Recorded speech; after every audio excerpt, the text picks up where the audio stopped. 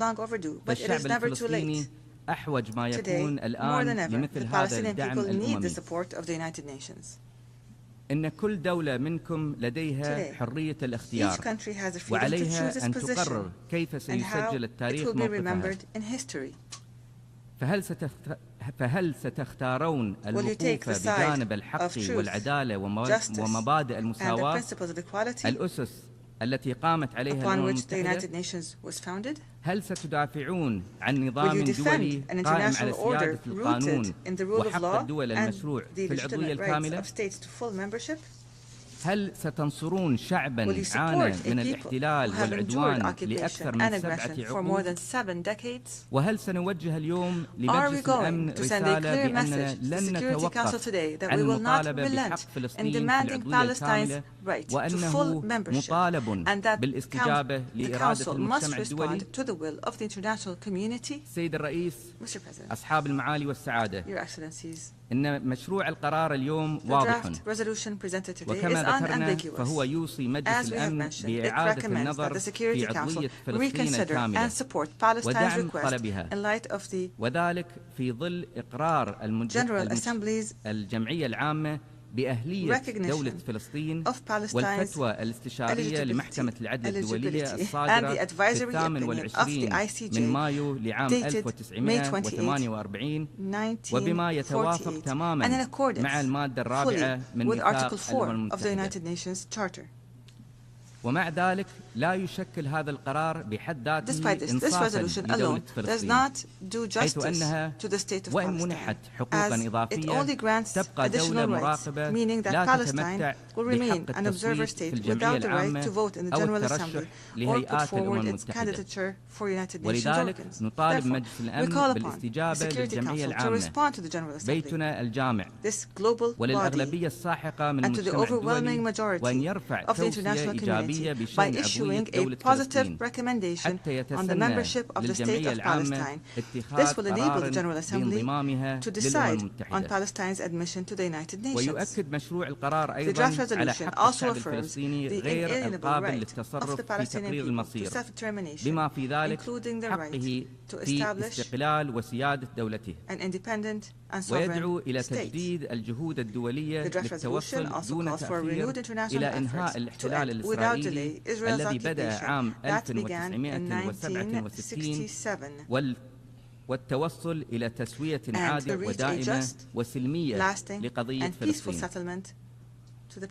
إن تبني هذا القرار سيمثل خطوة تاريخية نحو تصحيح الظلم الذي عانى منه الشعب الفلسطيني على مدى عقود، وسيعزز مكانة فلسطين ومشاركتها في المحافل الدولية. أما التصويت ضد هذا القرار فسيكون بمثابة تخل عن المسؤولية الأخلاقية والقانونية تجاه القضية الفلسطينية، وقد يفسر على أنه ضوء أخضر لإسرائيل لمواصلة انتهاكاتها التي تقوض حل الدولتين. ولهذا تناشد المجموعة العربية كل الدول المحبة للسلام والمدافعة عن حقوق الدول المشروعة أن تصوت لصالح هذا القرار. وأخيراً، وبينما تستمر الجهود الجبارة لجمهورية مصر العربية ودولة قطر للتوصل إلى وقف فوري ودائم لإطلاق النار في غزة، تؤكد المجموعة العربية ضرورة سعي المجتمع الدولي لإيجاد أفق سياسي جاد لإعادة إطلاق عملية تفاوضية تسهم في تحقيق السلام العادل والشامل للشعب الفلسطيني الشقيق وفقاً لمبادرات السلام العربية وغيرها من المرجعيات الدولية. Mr. President, before I conclude, I kindly request that you suspend the debate at 11 a.m. this morning to proceed to take action on draft resolution A/ES10/L30/Rev1, given the importance of the matter, with the understanding that the debate would resume immediately after the vote on the draft resolution, and that the 10th emergency session would be temporarily adjourned after the conclusion of the debate. I thank you, Mr. President.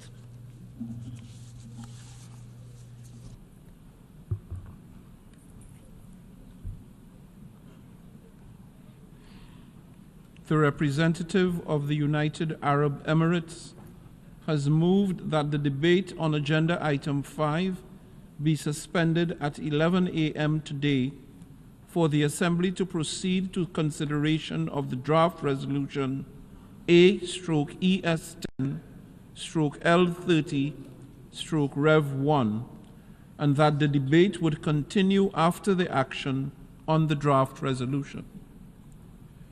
It is my understanding that, without setting a precedent, if the Assembly were to decide to suspend the debate at 11 a.m. today to proceed to consideration of draft resolution A/ES10/L30/Rev1 and to continue the debate after the action on the draft resolution, and if the Assembly were to subsequently adopt the draft resolution, the 10th emergency special session would be adjourned temporarily following the conclusion of the debate on item 5. Is there any objection to the motion? I hear no objection. It is so decided.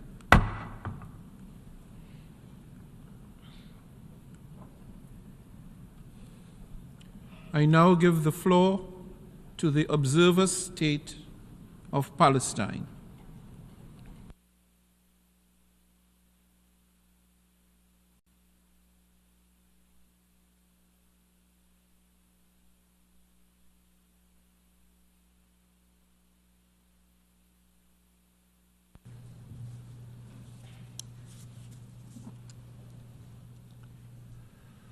Mr. President,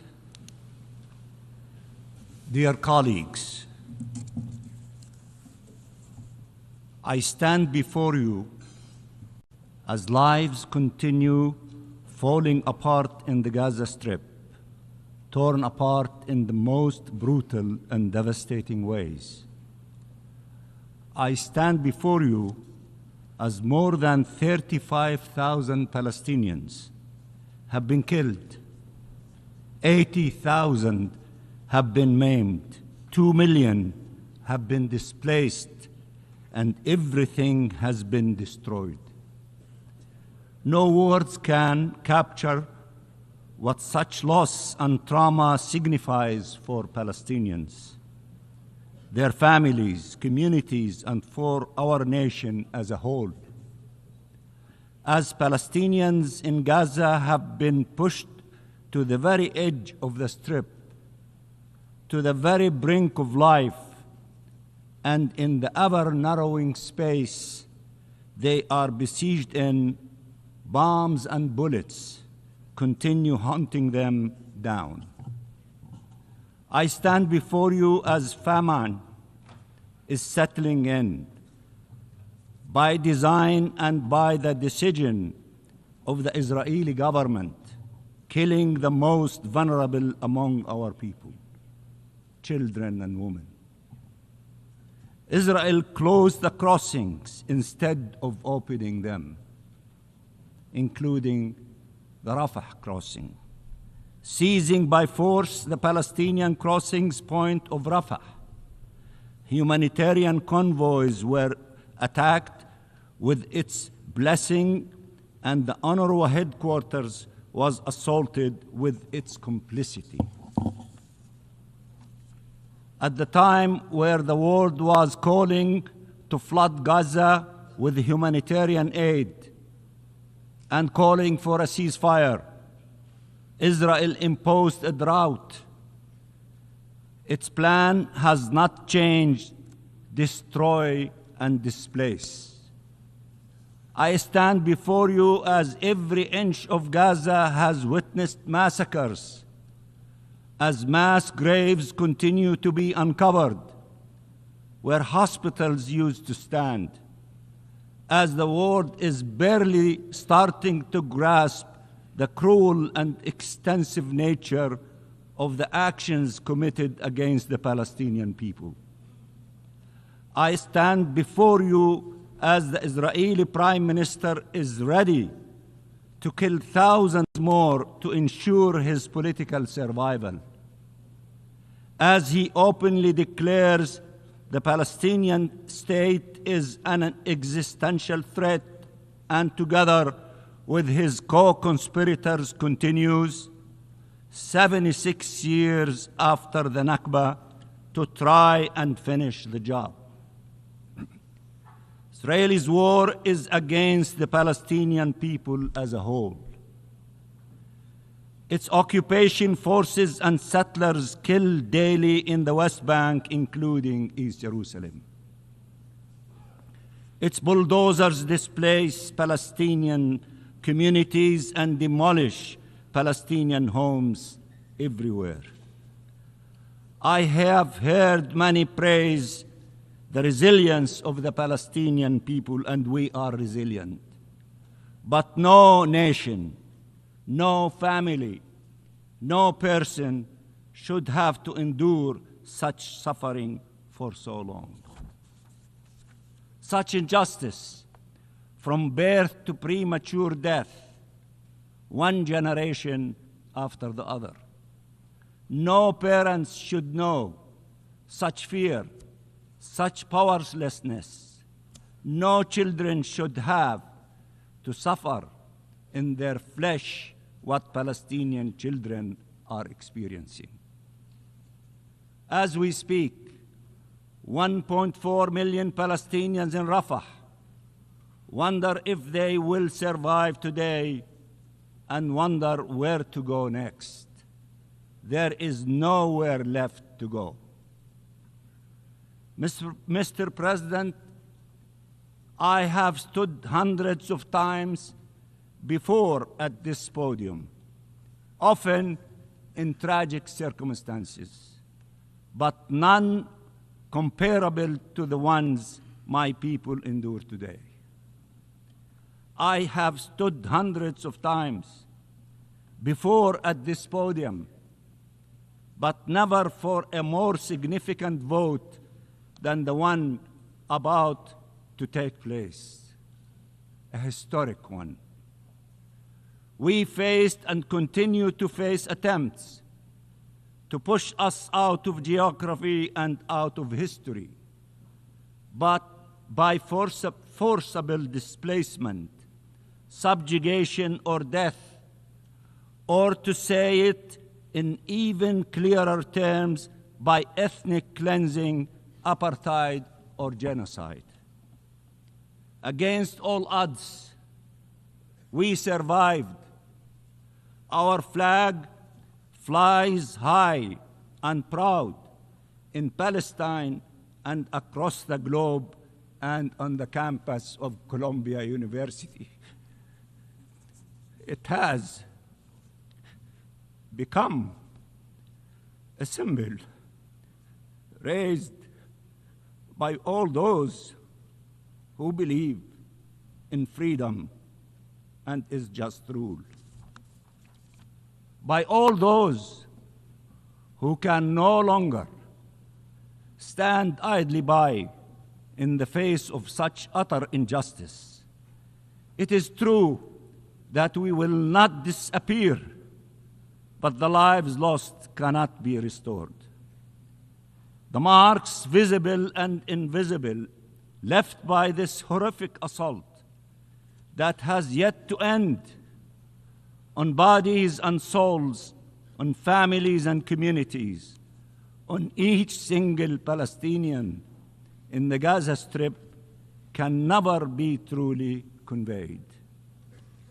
We did not write the UN Charter. We did not enact international law. We just demanded to see them applied to us, and have been until now denied their protection.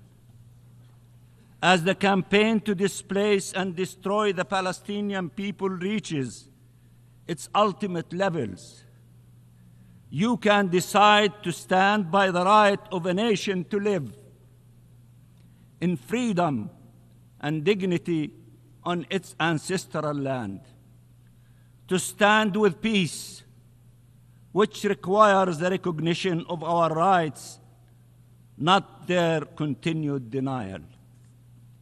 Or you can stand on the sidelines of history or worst, obstruct its natural path forward. Mr. President, I have sat in these halls next to liberation movements who, one by one, finally took their rightful place in this august chamber, and again, without a doubt, the day will come where Palestine will take its rightful place among the community of free nations. Occupation and colonialism and death and destructions are not our fate. They are imposed on us, but freedom is our sole destiny. We share with many nations represented in this hall the suffering they endured, the struggles they led, the dreams they had. You have been witnesses to the story of Palestine, and you can only look at it from the prism of your own people's journeys towards liberation. Liberation so life can prevail. Liberation so peace can prevail. We want peace. We want freedom. There is no word harder to pronounce when tens of thousands of your people have been killed. We do not use it lightly. We want peace. Our freedom is not an obstacle to peace. It is the only path leading to it.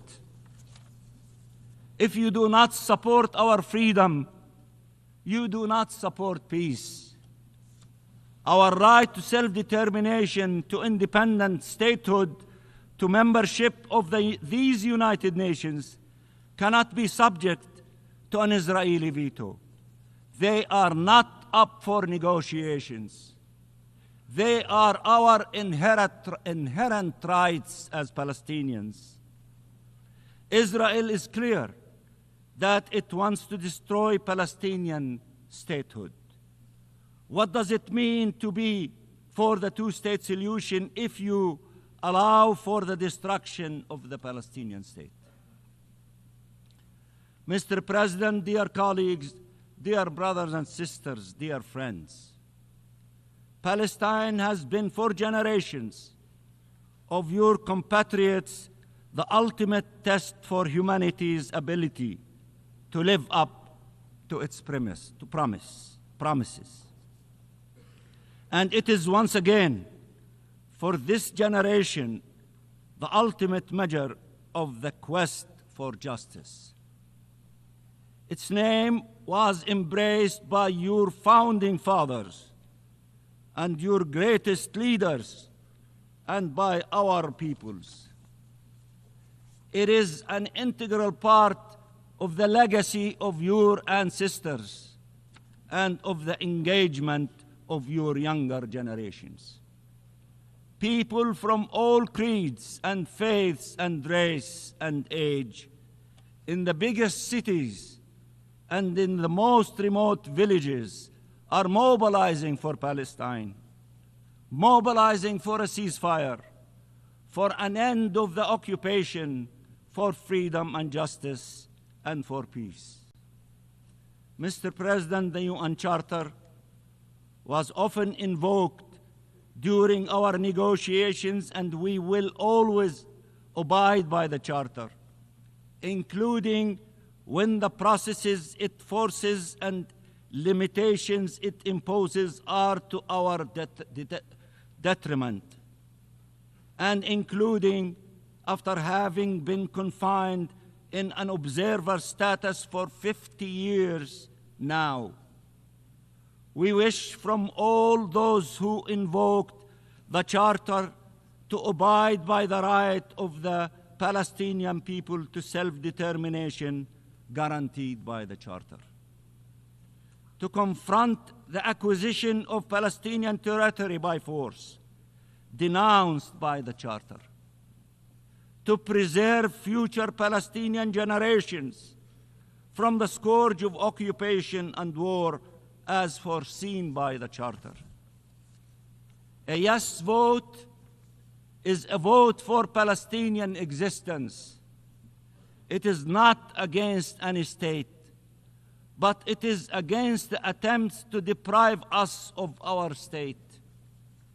That is why the Israeli government is so opposed to it, because they oppose our independence and the two-state solution altogether. It is an investment in peace and thus empowers the forces of peace.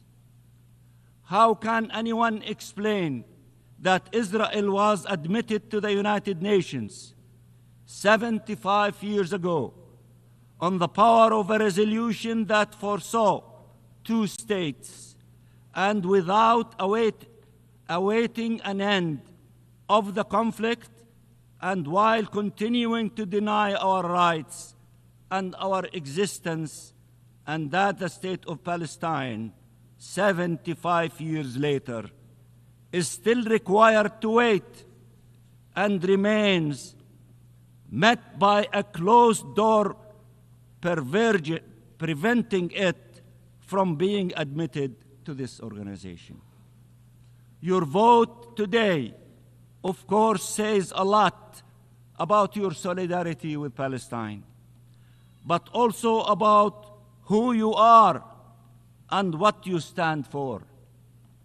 It matters, and I know an overwhelming majority of you will stand again with the Palestinian people in their hour of need, and you will stand for just and lasting peace for the benefit of all.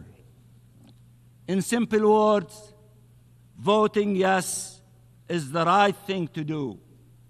And I can assure you, you and your country for years to come will be proud to have stood for freedom, justice, and peace in this darkest hour. As everyone is saying, free Palestine, and peace for all. And I repeat, free Palestine and vote yes for the resolution, and I thank you so much.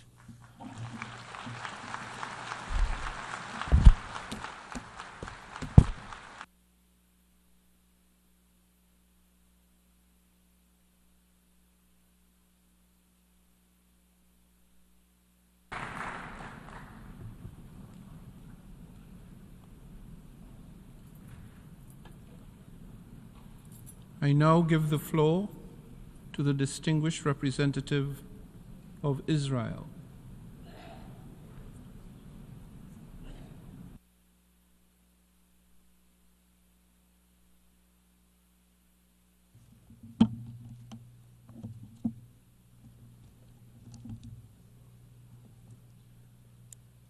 Thank you, Mr. President.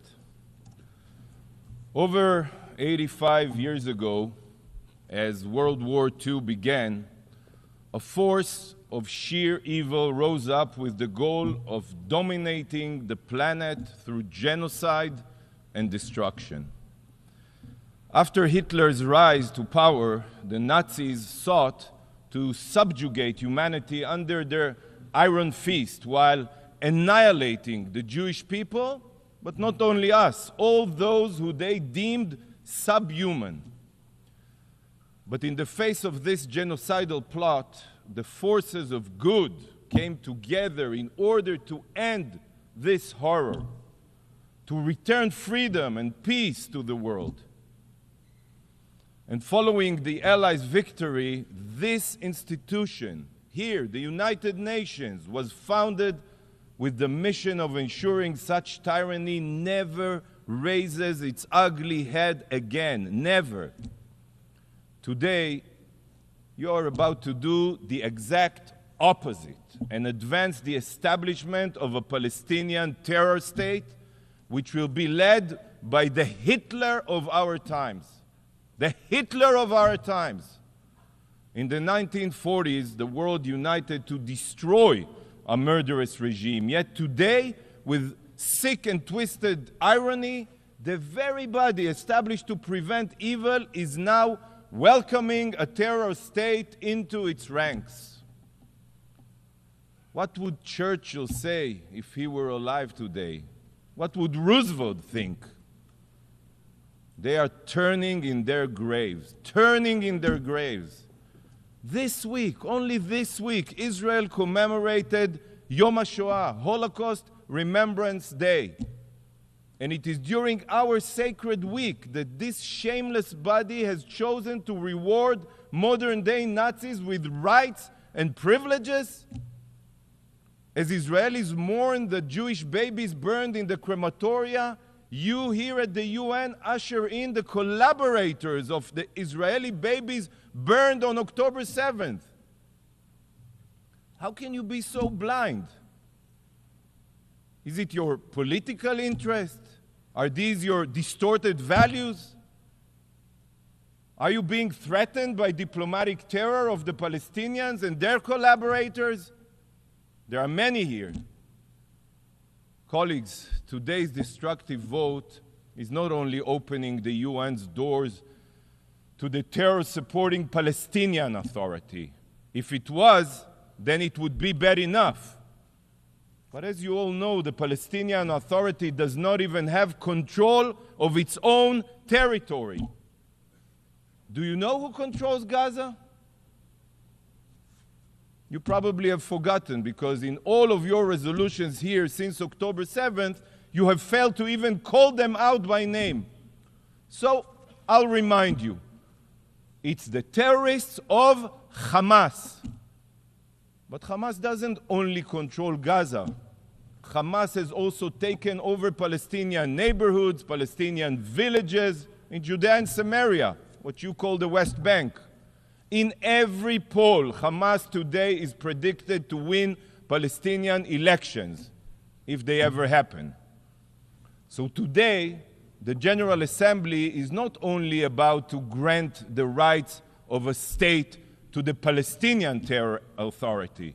Today you are also about to grant privileges and rights to the future terror state of Hamas.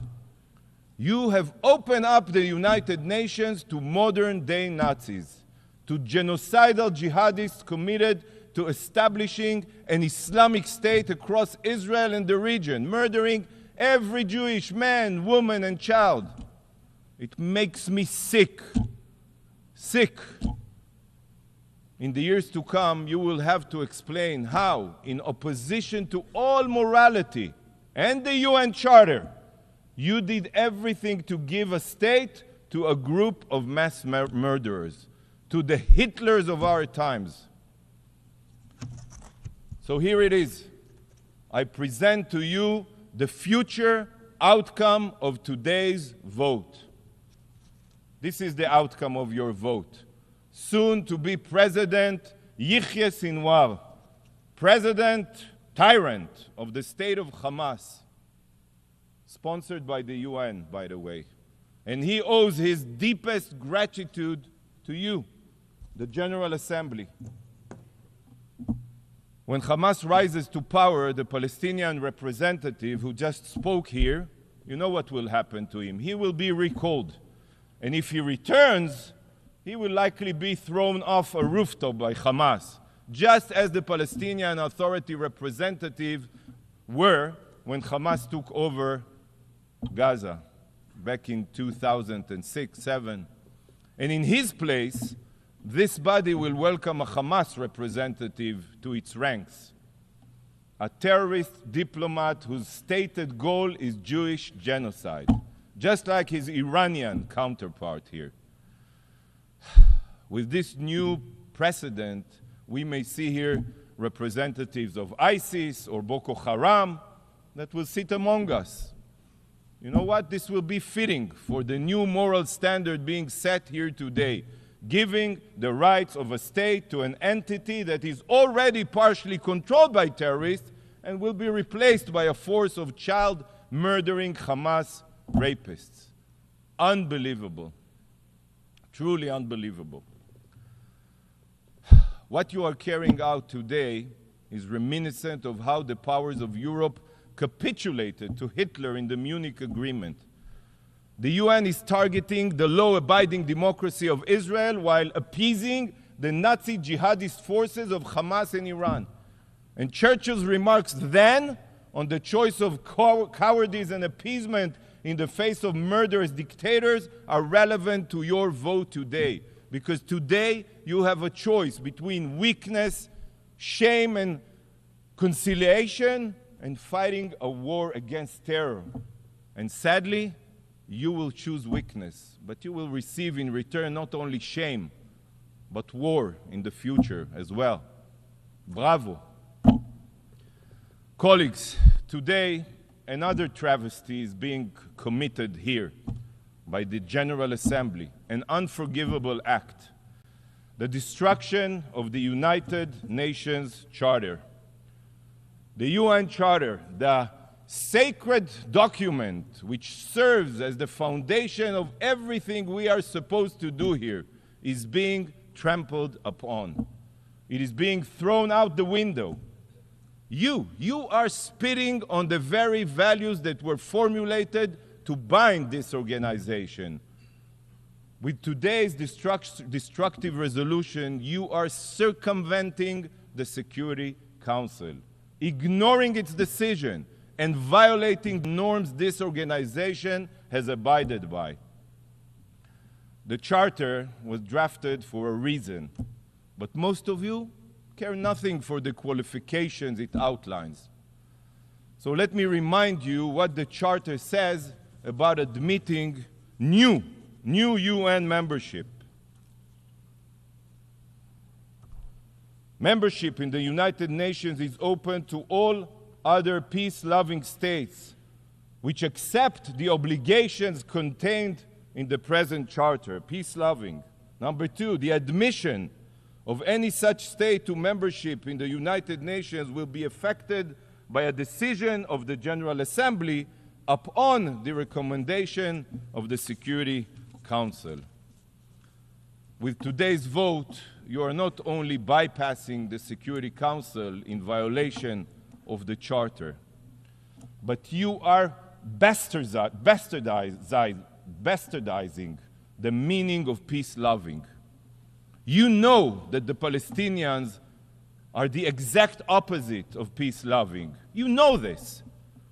Since they rejected the UN partition plan in 1947, they rejected it. They have only tried to destroy Israel time and again. They are terror-loving, not peace-loving. They are anything but peace-loving. The Palestinian Authority pays lifelong salaries to terrorists. It's in their budget. They teach martyrdom and jihad in their classrooms. They glorify death and murder.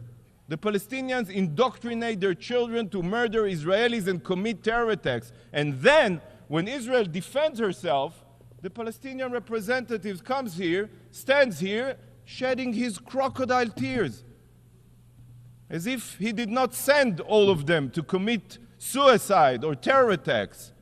Not a single Palestinian leader, not even one, has condemned the October 7th massacre. He calls the Hamas his brothers. And this is who you want to bestow the rights of a state upon? A terror entity? As long as so many of you are Jew-hating, you don't really care that the Palestinians are not peace-loving. Despite your obligation to the UN Charter, you are here today to expose what the Charter truly means to you.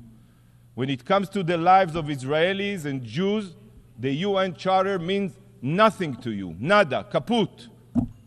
By ignoring the Charter and granting the Palestinians the privileges of a member state, you are proving that morality is just a slogan for you, while politics and interest prevail.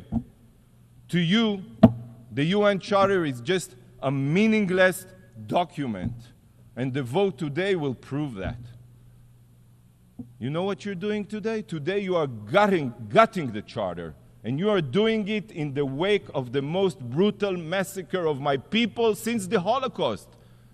on the ashes of the October 7th massacre. Why? This day will go down in infamy.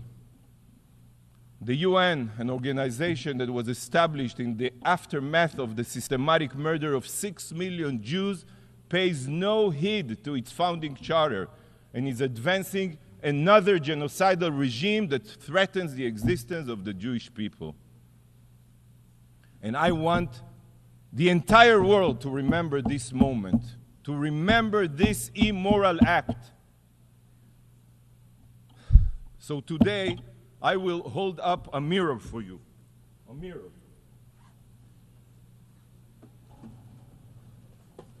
This is your mirror.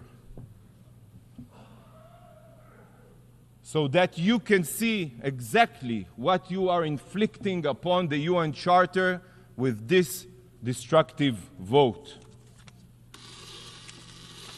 This is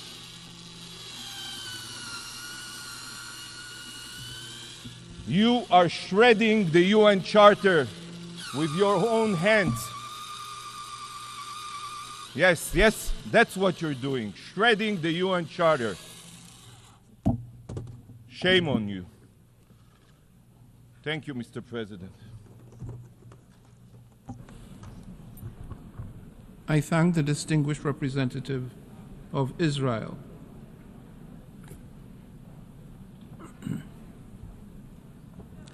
In light of the decision taken by the General Assembly earlier today to suspend the debate on Agenda Item 5 at 11 a.m., the Assembly shall now proceed to consider Draft Resolution A/ES10/L30 Revision 1. For your information, the draft resolution has closed for e-sponsorship. I now give the floor to the representative of the Secretariat. Thank you, Mr. President. I should like to announce that since the submission of the draft resolution, and in addition to the delegations listed on the L document, the following countries have also become co-sponsors of A/ES10/L30 Revision 1.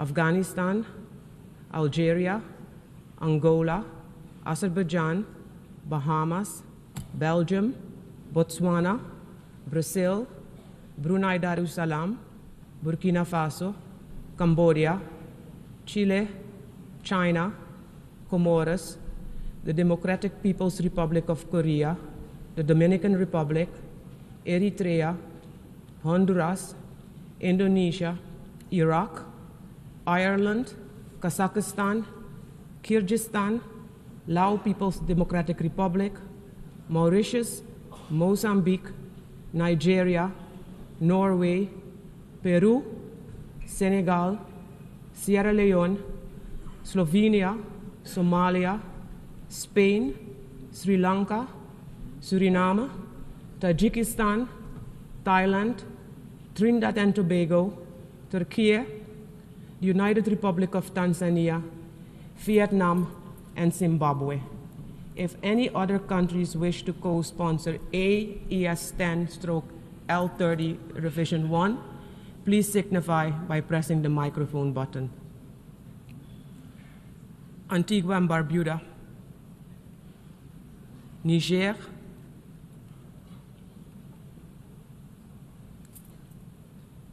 that's it, Mr. President. I thank you.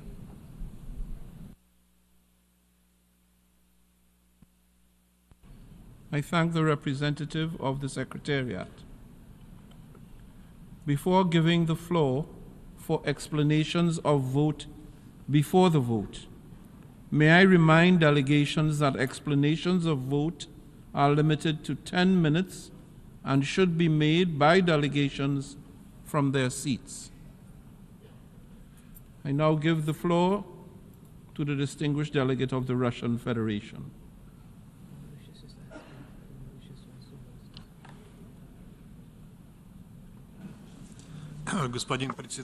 President, 7 months ago, another escalation in the Palestinian-Israeli conflict began. We won't dwell on its horrific consequences that it has had so far. We'll simply say that over this time, as a result of the Israeli military operation, more than 35,000 people have died in Gaza alone, many of them women and children, and another 78,000 civilians have been injured. This monstrously tragic statistic has nothing comparable to it in modern history. If Israel goes ahead with its plan to assault Rafah, where more than 1.5 million people have congregated who fled from all corners of Gaza, catastrophe will be destroyed. Practically all civilian infrastructure, including schools and hospitals, has been destroyed. These evaluations of the catastrophic situation in Gaza is something that's shared by the vast majority of the international community, which we can see here for ourselves today. President, the tragic situation on the ground reaffirms the position of our country and the vast majority of the international community about the need for, alongside efforts for a ceasefire, to not forget about the importance of creating the conditions for direct dialogue between Palestinians and Israelis on a whole host of final status issues. The outcome of this process should be the implementation of the two-state formula approved by the international community, Israel and Palestine living side by side in peace and security within 1967 borders with East Jerusalem as its capital. For this dialogue to succeed, Israel and Palestine need to be on equal footing vis-à-vis Security Council decisions. Inter alia, it is our common duty to redress the historic injustice regarding the aspirations of the Palestinian people to their own sovereign and contiguous state, something that should have been adopted at the UN in 1948. We are convinced that fully fledged membership of Palestine of the UN would help provide an equal initial negotiating position with Israel, who received this fully fledged status more than 75 years ago. Indeed, admission of the State of Palestine to the UN would be a first practical step towards a fair resolution to the Palestinian question at a UN-approved platform underpinned by generally recognized international legal foundations. This was the focus of Algeria's draft resolution submitted to the Security Council. However, on the 18th of April, the whole world bore witness to yet another fifth US veto who blocked the Palestinian application for UN membership. This spike of violence in the Palestinian-Israeli conflict shows what tragic consequences can arise from attempts to monopolize mediation functions and efforts of one country to depict itself as the world's police. President, after the US blocking of the work of the Security Council on the Palestinian-Israeli file as a whole and on the mission of Palestine as a fully fledged member of the UN, specifically, a very unfortunate and unusual situation has arisen, and it requires unusual solutions to it. Therefore, before us today, there is a far from standard draft resolution. Many of its elements are being considered for the first time by the General Assembly and would normally require more detailed study in any other case. However, they pertain to providing further rights not to some hopeful, but to Palestine, who, because of the US position, has had to be satisfied by merely being a permanent observer to the United Nations. And it would remain as such after the adoption of this draft. However, they would receive other opportunities, further opportunities for more effectively participate in the work of the UN General Assembly and part of the meetings held under its aegis. We see here an opportunity to impartially address the historic injustice towards the long-suffering Palestinian people who have, over the last 7 months, lost an unprecedented number of their civilians. The consequences of the actions of Israel, covered for by the United States, will be felt for many years. And to overcome them, Palestinians need to be maximally involved in the work of UN specialized bodies. Today's draft seeks to provide as much assistance to this as possible. We don't underscore that this is not an ideal draft, inter alia. We believe that the draft resolution did not mention the occupying powers of the United States. However, underscore that this decision is a one-off and does not set, as shown in the text of the draft, a precedent. We intend to vote in support of this document in memory of those Palestinian civilians who, because of the inability of the international community and the UN to stop the bloodshed, did not live long enough to see Palestine's admission as a fully fledged member of our organisation. We call on those who are not indifferent to their fate and to fight for their rights to do the same. However, it's crucial to understand that adoption of this resolution does not replace the main task here, which must be addressed very soon. Palestine must become a fully permanent member of the UN. The recommendation to the Security Council in the draft to once again consider the application of Palestine for UN membership is something we deem to be its most important element. It is a moral duty of everyone. Only fully fledged membership will allow Palestine to stand alongside other members of the organisation and fully enjoy the rights that this status implies. Before this, the path set forth in the UN Charter still needs to be followed. We hope that this time the US, who today has had every opportunity to see for themselves the vast support of the international community, will not block at the Security Council a positive decision to this question, and will soon, at the UN General Assembly, the GA will be able to consider, upon a positive recommendation of the Council, a draft resolution on the admission of Palestine to the UN family. The Palestinian people have long merited this. Thank you for your attention. I thank the Russian Federation for its statement, and I now invite the delegation of Pakistan to take the floor.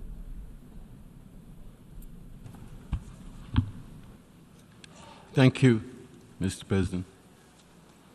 Mr. President, I've asked for the floor to explain Pakistan's vote on the draft resolution contained in document A/ES10/L30/Rev1, submitted by the United Arab Emirates on behalf of the co-sponsors.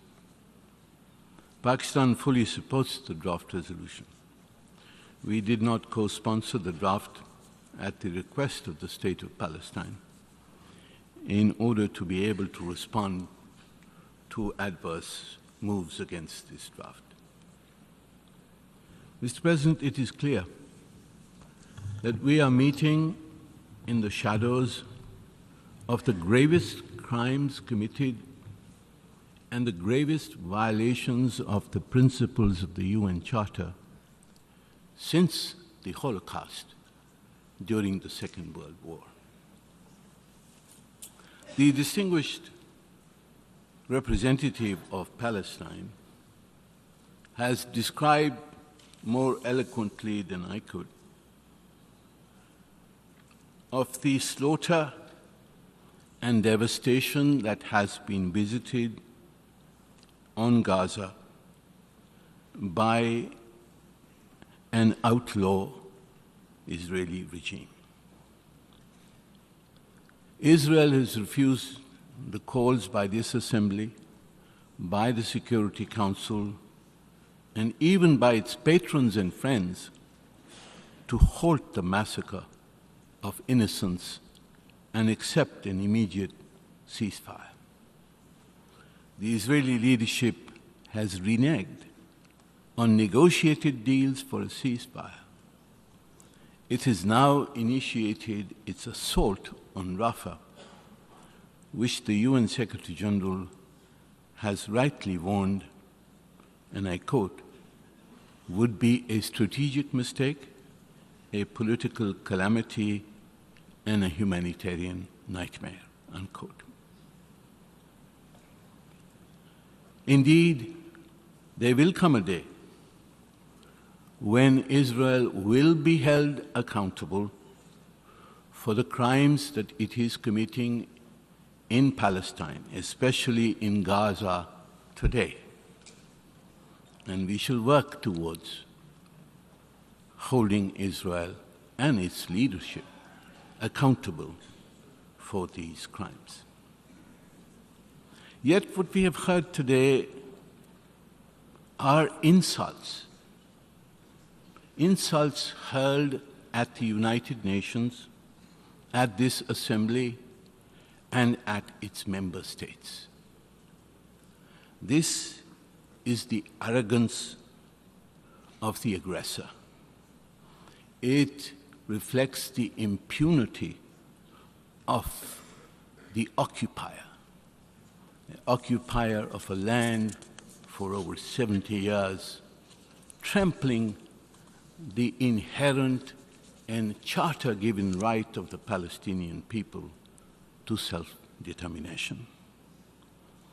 And we hope that the Assembly will appropriately respond to such insults, because I think it is contrary to the expectations of a member state and to the standards and practices of the United Nations.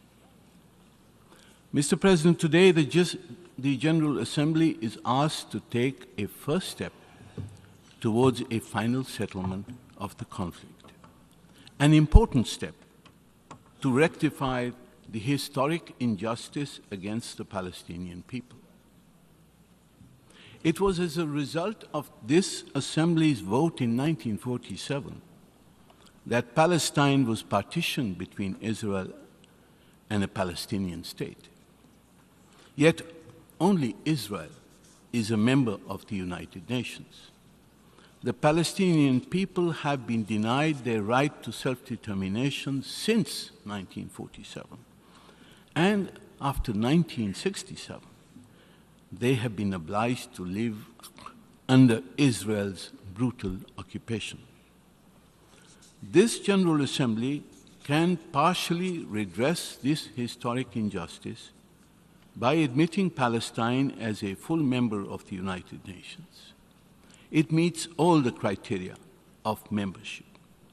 Its membership enjoys the support of the vast majority of the UN member states. It is regrettable, therefore, that Palestine's membership has been blocked in 2011 and again 2 weeks ago by the negative vote of one permanent member of the Security Council.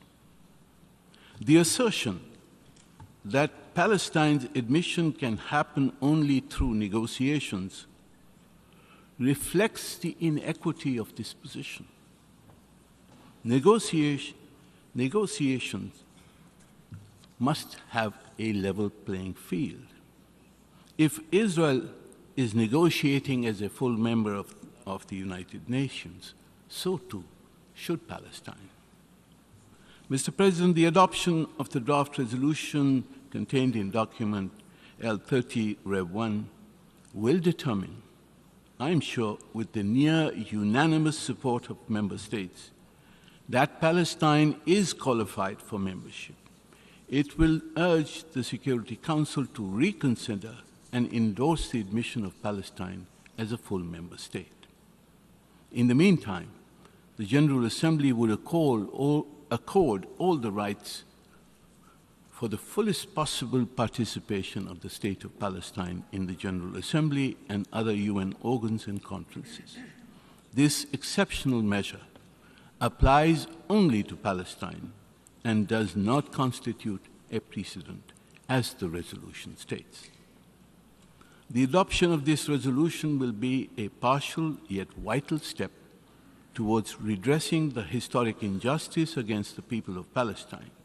It will reflect a political reality which would facilitate the revival of a peace process to realize the universally agreed objective of creating a two-state solution, the objective of establishing a viable and contiguous Palestinian state along the 4 June 1967 borders with Al-Quds as its capital. I thank you, Mr. President. I should like to thank the distinguished representative of Pakistan for his statement. We have heard the last speaker in explanation of vote before the vote. Before proceeding to take a decision on draft resolution A/ES10/L30/Rev 1, I wish to address the question concerning the majority required for the adoption of the draft resolution. In light of Article 18, paragraphs 2 and 3 of the Charter of the United Nations, is there any objection to taking action on draft resolution A/ES10/L30/Rev1 by a 2/3 majority of the members present and voting. I see no objection. The 2/3 majority of members present and voting is therefore required for the adoption of draft resolution AES10L30/Rev1.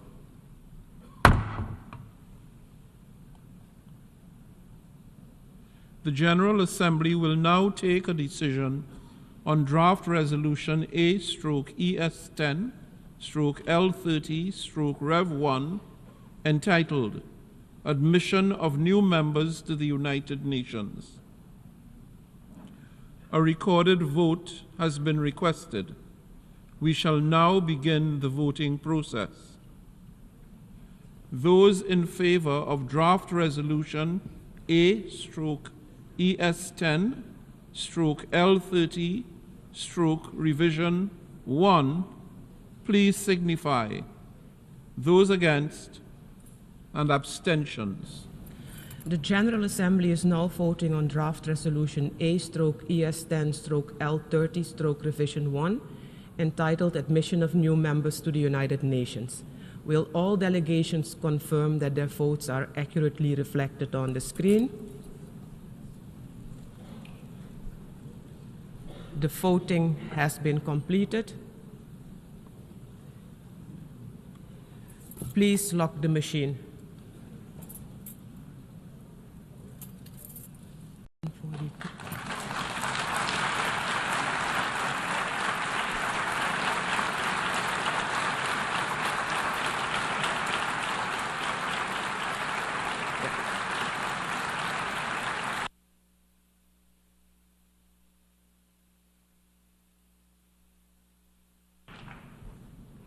The result of the vote is as follows.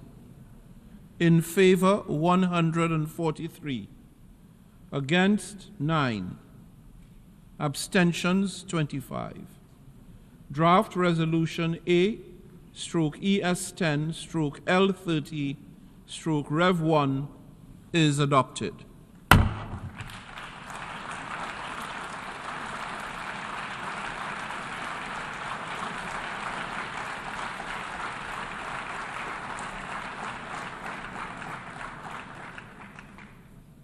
Before giving the floor for explanations of vote after the vote, may I remind delegations that explanations of vote are limited to 10 minutes and should be made by delegations from their seats.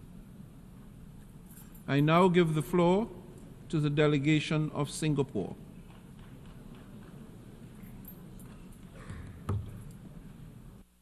Mr. President, the General Assembly has just adopted an important resolution expressing support for Palestine's membership in the United Nations and recommending that the Security Council reconsider this matter favorably. Singapore voted in favor of this resolution after serious and careful consideration. I'd like to explain and place on record the reasons for Singapore's support for this resolution. First, Singapore's support for this resolution is a vote in favor of a negotiated two-state solution at a critical juncture in a very troubled region. Singapore has consistently advocated for and supported a negotiated two-state settlement consistent with the relevant UN Security Council resolutions as the only viable path for achieving a comprehensive, just, and durable solution to the Israeli-Palestinian conflict. Both Israel and Palestine have the right to exist and to live in peace within secure and recognized boundaries, free from threats or acts of force. Singapore joins the rest of the international community in calling on leaders of both sides to show leadership and courage and take the difficult but necessary steps towards a two-state solution. The prospect for peace between Israel and Palestine have become even bleaker, and this is precisely why we must do everything possible to cease hostilities and revive efforts to work towards a two-state solution. The heinous terrorist attacks by Hamas on the 7th of October last year brutally killed over 1,200 Israelis and other nationalities, with the taking of more than 200 hostages, many of whom remain in captivity. These attacks cannot be condoned or justified by any history of injustice, enmity, or conflict between Israelis and Palestinians, and Singapore has repeatedly condemned them. In response, Israel has exercised its legitimate right of self-defense, but Israel's military actions have gone too far and caused far too much human suffering and property destruction. The death of around 35,000 Palestinians and the humanitarian disaster in Gaza is tragic. The result of these events has been outrage on both sides, breakdown of the fragile trust between both peoples, and the shattering of any sense of security for both Israelis and Palestinians. As a friend of both sides, we are deeply grieved by this state of affairs. Singapore's vote today reflects our heartfelt desire to see both parties resume direct negotiations in good faith, demonstrating courage to take the tremendously difficult but essential first steps towards a two-state solution and a durable peace. We recognize that this will be a painful and long-drawn process. The work to rebuild trust and restart dialogue must begin now. Both sides have legitimate rights and shared responsibilities, and difficult compromises must be struck through direct negotiations. Secondly, Singapore's support for the resolution is in line with our consistent and long-standing support for the principles of international law and the implementation of all relevant UN resolutions. The General Assembly Resolution 181, amongst other things, divided the mandate of Palestine into separate Arab and Jewish states. The UN Security Council Resolutions 242 and 338 called for the withdrawal of Israel's armed forces from territories occupied in the Six-Day War. Subsequent resolutions have referred explicitly to a two-state solution. Unfortunately, these resolutions have never been implemented. Thirdly, we support the right of the Palestinian people to a homeland. In 1988, Singapore welcomed the Palestinian Liberation Organization's proclamation of the State of Palestine. We did so in the context of a two-state solution. At that time, the Palestine National Council had expressed support for an international conference in accordance with UNSC Resolutions 242 and 338. Most importantly, the PLO explicitly rejected terrorism and recognized the right of the State of Israel to exist. We saw these moves as progress towards a durable solution for this long-standing conflict. Fourthly, in supporting this resolution we adopted today, Singapore reiterates that terrorism has no place in any process leading to a stable and peaceful political solution. Groups, including Hamas, that continue to deny Israel's existence or refuse to renounce terrorism have no place in a Palestinian state. We must restore hope and offer the possibility of peace as an alternative to the endless cycle of violence and retribution. As a friend of both Israel and Palestine, we urge both sides to eschew violence and resume negotiations towards a two-state solution with the help and support of the international community. Mr. President, notwithstanding our support in favor of the resolution, Singapore reserves its position on the scope of the annex to the resolution. In our view, any additional rights and privileges to be granted under the resolution must be granted in a manner that is entirely consistent with the UN Charter.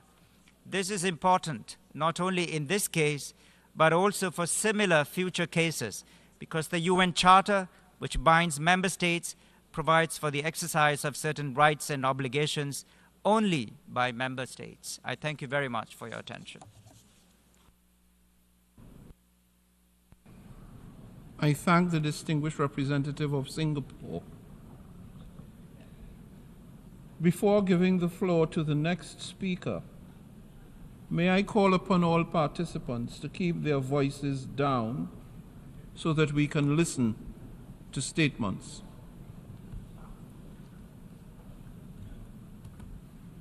I now offer the floor to the delegation of Denmark. Thank you, Mr. President. 77 years ago, in this assembly, Denmark voted in favor of establishing 2 states in the former mandate of Palestine. Today's vote is an expression of Denmark's continued commitment to the realization of a 2-state solution, a peaceful, lasting, and sustainable solution where the State of Israel and an independent State of Palestine can live side by side in peace and security. Denmark has consistently stood by Israel and its inherent right to self-defense in accordance with international law. We have also supported the Palestinian right to statehood and the building of the Palestinian Authority, and we continue to do so. 12 years ago, Denmark voted in favor of granting Palestine status as a non-member observer state to the United Nations. Our vote today is a natural continuation hereof and an important step towards Palestinian membership of the United Nations. At the same time, Denmark's vote today does not entail formal bilateral recognition of a sovereign Palestinian state. This is a separate question which we'll continue to consider within the framework set out by international law. It is the position of Denmark that such recognition should happen as a result of a 2-state solution negotiated between the parties. Mr. President, after 7 months of devastating conflict, the political horizon towards a 2-state solution can seem far into the distance, but we must never lose sight of this common goal. Hopefully today's vote can be a step in that direction. I thank you. I thank the distinguished delegate of Denmark, and I now invite the distinguished delegate of the Islamic Republic of Iran to take the floor. In the name of God, the compassionate and merciful, Mr. President, the Islamic Republic of Iran expressed its support for Palestine's full membership in the United Nations. The admission of Palestine as a full member of the UN is a first step and pivotal moment in addressing the historical injustice endured by the Palestinian people. We reiterate the operative paragraph 1 of the resolution just adopted, upon which the General Assembly determines that the State of Palestine is qualified for membership in the United Nations in accordance with Article 4 of the Charter, which means it is a peace-loving state, is able and willing to carry out the obligations of the Charter, and should therefore be admitted to membership in the United Nations. The Islamic Republic of Iran acknowledged and supports the General Assembly decision today. The decision represents a modest yet crucial step in fulfilling the international community's obligation toward the people of Palestine and restoring some of Palestinians' inherent rights. Palestine has demonstrated its commitment to peace and its ability to fulfill the obligation on the UN Charter. Consequently, it deserves full membership in the United Nations. Conversely, the Israeli regime's actions disqualify and render this regime ineligible as a peace-loving entity capable of holding the UN Charter's obligations. The Israeli regime consistently violates international law, the UN Charter and UN resolutions. It refused to comply with the legally binding orders of International Court of Justice and persists in egregious violation, including massacre, war crimes, crime against humanity, and act of genocide. The appalling reports of mass graves discovered in the Nasser and Ash-Shafa medical facilities in Gaza paint a harrowing picture of the war crimes and crimes against humanity perpetrated by this regime. Approximately 400 bodies, including women and children, were found buried, serving as a stark example of the regime's brutality and disregard for human life. These actions run counter to the fundamental value of the United Nations and all basic norms and principles of international law and threaten international peace and security. We regret that the United States has obstructed the draft press statement of Security Council proposed by Algeria, which calls for an impartial, transparent, and international investigation. This responsible behavior by US is unacceptable, reckless, and contradicts the international community's will. Mr. President, despite the overwhelming support by the international community, the US, as a staunch supporter of the occupying regime, has once more chosen to blind its eye to the reality and made cynical efforts to hinder the realization of the noble aspiration of Palestinian people for full membership. However, today's vote shows how the United States is isolated in its unconditional support of the Israeli regime. We trust that today's vote sends a clear message to the Security Council. Upon the adoption of this resolution, we hope that the Security Council will be able to reconsider its previous stance regarding the Palestinian request for full membership. Mr. President, the Islamic Republic of Iran firmly believes that support for the cause of Palestine and Palestinian people must continue until they can realize their fundamental rights, in particular their right to self-determination and the establishment of an independent state of Palestine in all occupied territories with Al-Quds al-Sharif as its capital. As we have stated before, we are of the view that the return of Palestinian refugees to their homeland and the holding of a referendum on the self-determination represents the most effective and durable solution to the Palestinian question. Through a referendum, Palestinian Muslims, Jews, and Christians will be able to choose their own political system and enjoy their right fairly and equally. In conclusion, my delegation voted in favor of the resolution and consider it as a demonstration of international community's strong support for the cause of Palestine, particularly the Palestinian people's realization of their inalienable right to self-determination.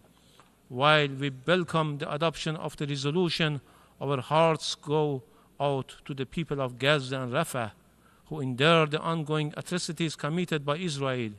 Iran remains steadfast in advocating for the establishment of a sustainable ceasefire, recognizing it as an urgent and dispensable requirement of the Gaza well-being at this critical juncture. Finally, we would like to put on record that our support for the resolution is without prejudice to our long-standing and constant principled position on issues related to the question of Palestine and the non-recognition of Israeli regime. I thank you, Mr. President.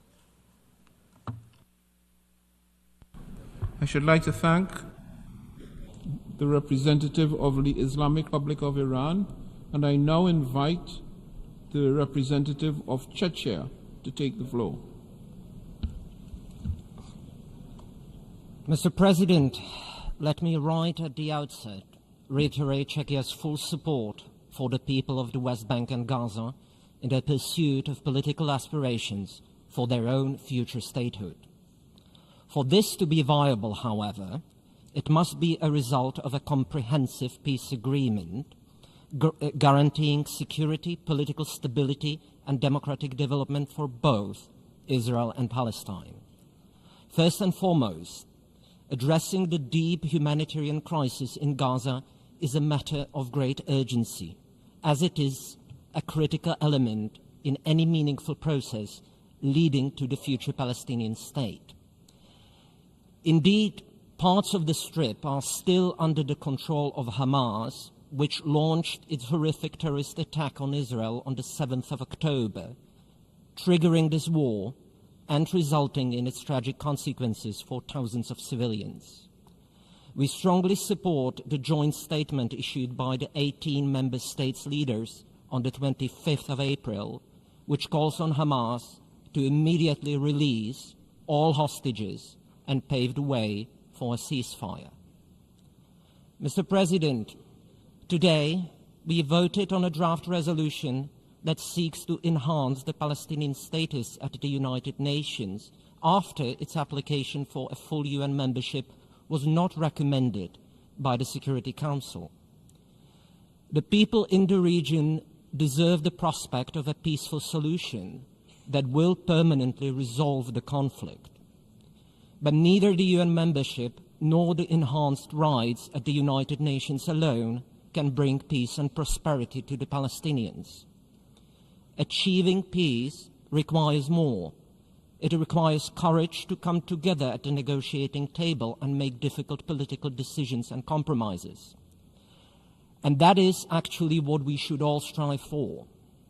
In this regard, it is vital to reestablish a political horizon towards a two-state solution.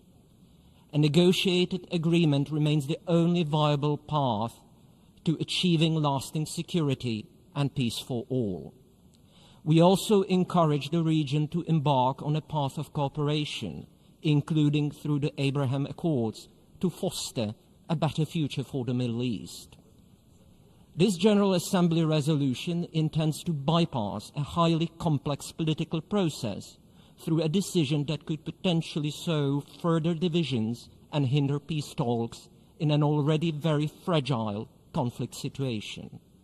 Furthermore, it attempts to circumvent the established legal procedures for admission of new members to the United Nations family by awarding rights and privileges of a member state to an observer.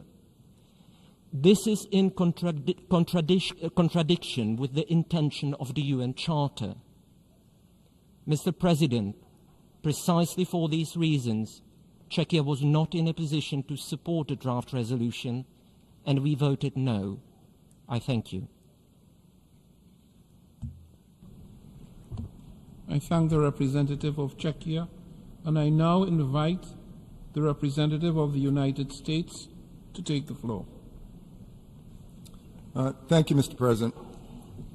President Biden has been clear that sustainable peace in the region can be achieved only through a two-state solution, with Israel's security guaranteed, where Israelis and Palestinians can live side by side with equal measures of freedom and dignity. It remains the U.S. view that unilateral measures at the UN and on the ground will not advance this goal. This General Assembly resolution was no exception, and so the United States voted no. Our vote does not reflect opposition to Palestinian statehood. We have been very clear that we support it and seek to advance it meaningfully. Instead, it is an acknowledgement that statehood will come only from a process that involves direct negotiations between the parties. There is no other path that guarantees Israel's security and future as a democratic Jewish state. There is no other path that guarantees Palestinians can live in peace and with dignity in a state of their own. And there is no other path that leads to regional integration between Israel and all its Arab neighbors, including Saudi Arabia. The United States is committed to intensifying its engagement with the Palestinians and the rest of the region to advance a political settlement that will create a path to Palestinian statehood and subsequent membership in the United Nations. This resolution does not resolve the concerns about the Palestinian membership application raised in April in the Security Council through the Admissions Committee process. And should the Security Council take up the Palestinians' membership application as a result of this resolution, there will be a similar outcome. Additionally, the draft resolution does not alter the status of the Palestinians as a non-member state observer mission. Even this unproductive text makes that explicit. As a result of this vote, the Palestinian non-member state observer mission has not gained the right to vote in the General Assembly. It also has not gained the right to put forward candidates in UN organs or to be elected as a member of the Security Council. In short, the Palestinians' non-member state observer mission does not have the same standing as a member state after this vote. In the meantime, the United States will continue to oppose measures that undermine the prospect of a two-state solution. This includes any actions that violate the principles that Secretary Blinken has affirmed repeatedly, that Gaza cannot be a platform for terrorism, that there should be no Israeli reoccupation of Gaza, and that the size of Gaza's territory should not be reduced. We believe a two-state solution coupled with these elements is the best way to achieve a durable peace in the region, along with security for Israelis and Palestinians. It remains the U.S. view that the most expeditious path toward statehood and UN membership for the Palestinian people is through direct negotiations between Israel and the Palestinian Authority with the support of the United States and other partners. Thank you, Mr. President.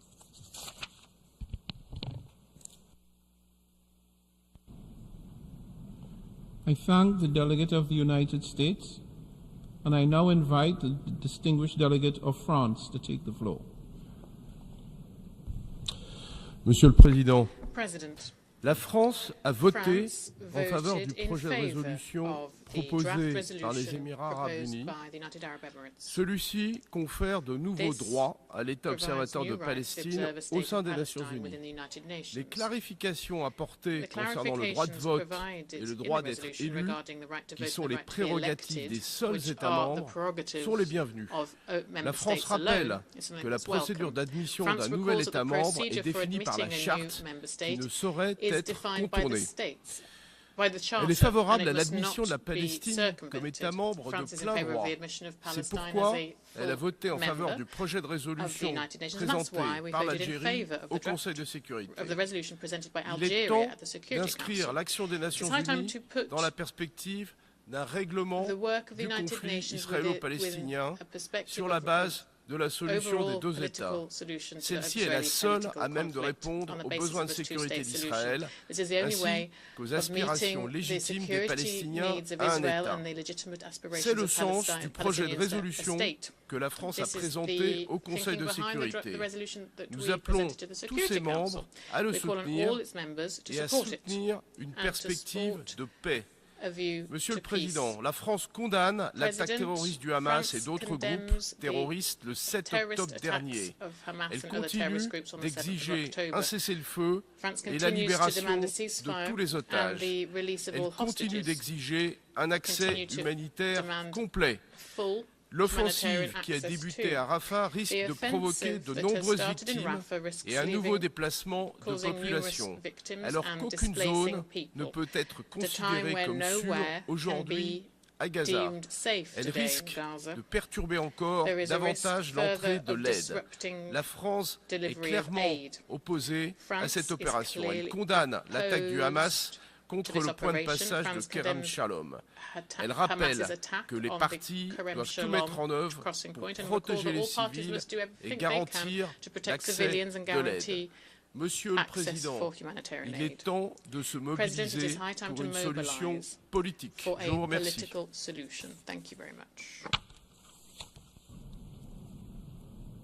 I thank the delegate of France, and I now invite the distinguished delegate of Finland to take the floor.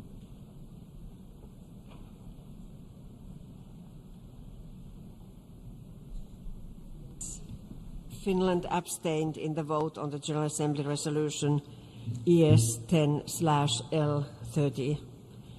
The tragic events of the past months have once again demonstrated that lasting peace in the Middle East requires a political solution to the Israeli-Palestinian conflict. Finland considers the two-state solution the only sustainable way to guarantee the security and the rights of both peoples and to achieve sustainable peace. The entire international community must strive to advance this goal. Sustainable peace requires the realization of the rights of the Palestinian people to self-determination in their own independent state. Finland has been a reliable partner to the Palestinians for decades in supporting the construction of the Palestinian state, both politically and through development cooperation. The international community now needs to create clear steps towards a Palestinian state. Palestine's UN membership is one of these steps. It is of utmost importance that the membership is not merely symbolic, but comes as part of a broad-based plan that produces concrete improvements to the situation of the Palestinians and the security of the whole region. Unfortunately, the international community has not yet agreed on such a plan. Finland wants to see an independent, internationally recognized Palestinian state as a full member of the United Nations as soon as possible. Despite the difficult situation, it is important that all peoples in the region become aware of the necessity of the two-state solution. The leadership of both parties must act in a manner that makes the two-state solution credible in the eyes of the citizens. Mr. President, the protection of civilians must immediately become the highest priority. Israel must stop all its illegal activities in the West Bank and release the Palestinian revenues it is withholding.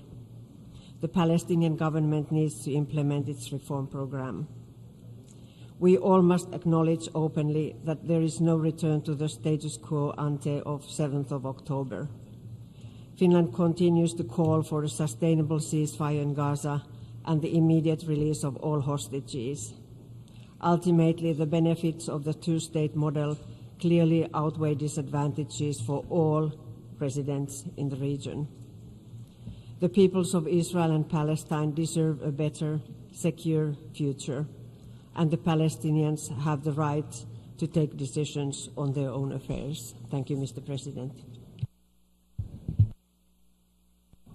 I should like to thank the distinguished representative of Finland, and I now invite the distinguished representative of Australia to take the floor. I thank you, Mr. President. Australia welcomes this resolution's unwavering support for the two-state solution of Israel and Palestine living side by side in peace and security within recognised borders. This is a clear rejection of the goals and methods of Hamas. A two-state solution, Israel and Palestine, is the opposite of what Hamas wants. We condemn Hamas' terrorist attack on Israel and call for the immediate release of all hostages. Australia has long believed a two-state solution offers the only hope for breaking the endless cycle of violence and achieving lasting peace. Like many member states, Australia has been frustrated by the lack of progress. There is a role for the international community to build momentum, set expectations that parties resume negotiations for tangible progress, and to support efforts for a political process. The resolution does not provide membership of the United Nations and retains the status of the permanent observer mission with a modest extension of additional rights. We appreciated our engagement with Member States and the Palestinian Observer Mission to ensure that this was clear. The resolution expresses the General Assembly's aspiration for full Palestinian membership of the United Nations, something which must ultimately be recommended by the Security Council consistent with the Charter. While this resolution is not what we would propose, it is for all these reasons that Australia voted yes. Like many other countries, our vote for this resolution is not bilateral recognition of Palestinian statehood. Nevertheless, Australia no longer accepts that recognition can only come at the end of the peace process. We have been clear there is no role for Hamas in a future Palestinian state. Such a state cannot be in a position to threaten Israel's security. Reform of the Palestinian Authority is required, and direct negotiations will be needed on final status issues, including Jerusalem and borders. We have listened to Israel's concerns. Australia will always remain committed to Israel's right to exist in peace and security. We believe a two-state solution is the only way to assure this. We know this vote won't resolve the immediate crisis. A humanitarian ceasefire in Gaza is needed urgently. The catastrophic humanitarian situation must be addressed, and Hamas must release all hostages. Thank you.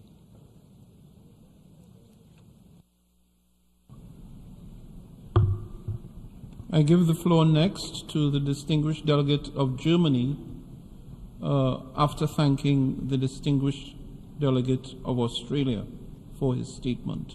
Germany, the floor is yours. Thank you, Mr. President.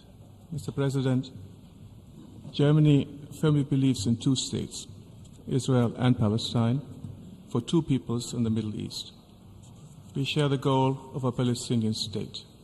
We fully support Palestinians' right to self-determination. Every child, every family deserves to live in peace, in prosperity, and in dignity, and we want the Palestinian people to have their own state. Germany has worked towards that for years, and we will relentlessly continue to do so. Today, immediate action is required, supported by collective international efforts to stop the fighting, to release the hostages, to ensure and guarantee security for Israelis and Palestinians alike, to provide humanitarian assistance, and to end the suffering and the destruction. Without such immediate steps, a Palestinian state will not become a reality. But we want a Palestinian state to exist in reality. Unfortunately, today's vote in the General Assembly will not be able to create a viable Palestinian state, nor will it make peace. If immediate full membership ended all the suffering we are witnessing, we would have today wholeheartedly voted yes. Only direct negotiations between Israelis and Palestinians will lead to sustainable peace in the Middle East and to a two-state reality. And this is why we have abstained today.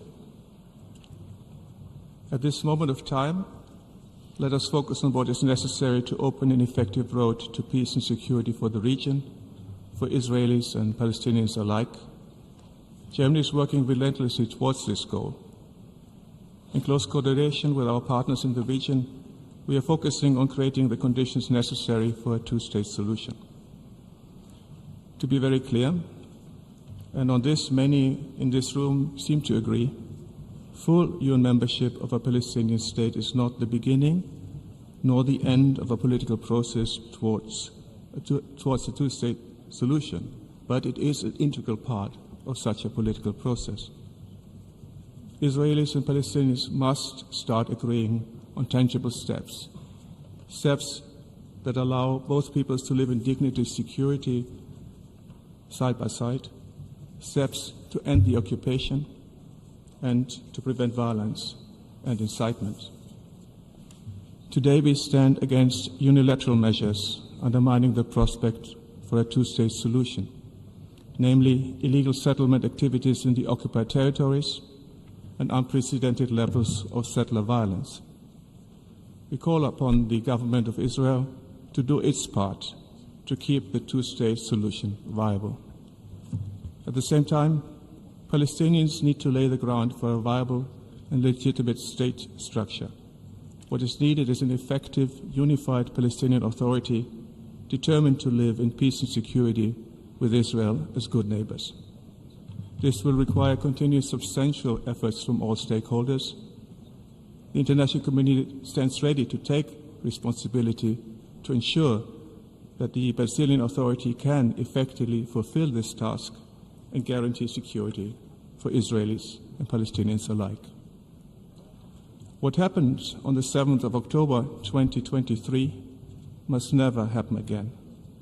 Israel's legitimate security concerns must be met, and Palestinians as well as Israelis must be able to live in peace and security. Germany stands ready to support it. Mr. President, in today's important vote, delegations have taken different decisions. None of us is taking this lightly. We all seek to contribute to the same objective: peace and security for every child in Palestine, peace and security for every child in Israel, peace and security for the whole region, and especially a viable two-state solution. Let us therefore join forces to work towards peace. The horrible war in Gaza is a stark reminder that this is the only way forward. Ending the killing in Gaza is of the utmost importance. Hamas must end the terror. This would stop the war. All hostages must be released immediately. and unconditionally.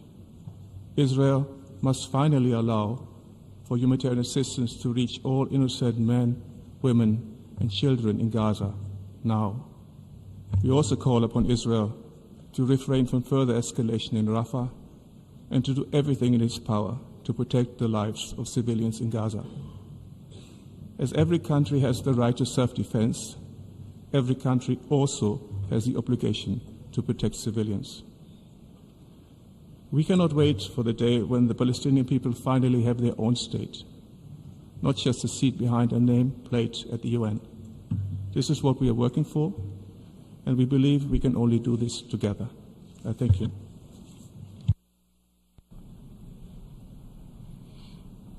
I thank the distinguished representative of Germany for his statement, and I now invite the distinguished representative of Italy to take the floor.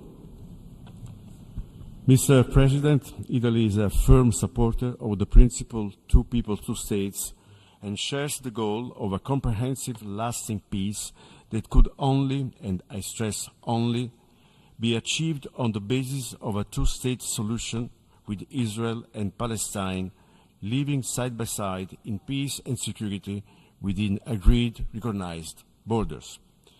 We believe such a goal must be achieved through direct negotiations between the parties. We have doubts that today's approval of the resolution will contribute to the objective of reaching a lasting solution to the conflict. That is why we decided to abstain. With the brutal attacks perpetrated by Hamas on October 7th and the ensuing conflict in the Gaza Strip, reaching the objective of the two-state solution has become more urgent than ever.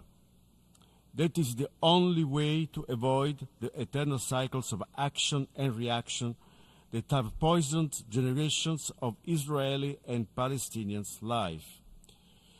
There will be no security for Israel without the existence of a sovereign, viable Palestinian state. A Palestinian state whose territory should cover both the West Bank and Gaza, and that should be effectively governed by a revamped Palestinian Authority.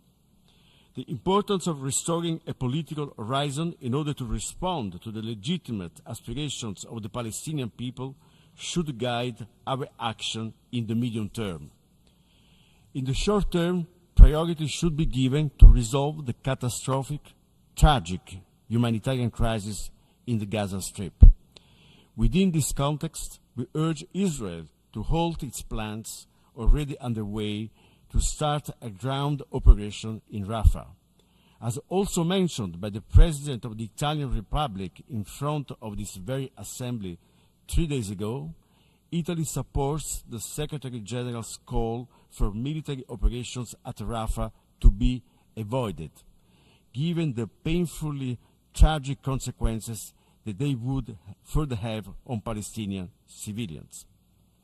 At the same time, we also urge Hamas to release all the hostages unconditionally. Italy is doing its part to alleviate the immense suffering of the Palestinian population on the brink of a famine.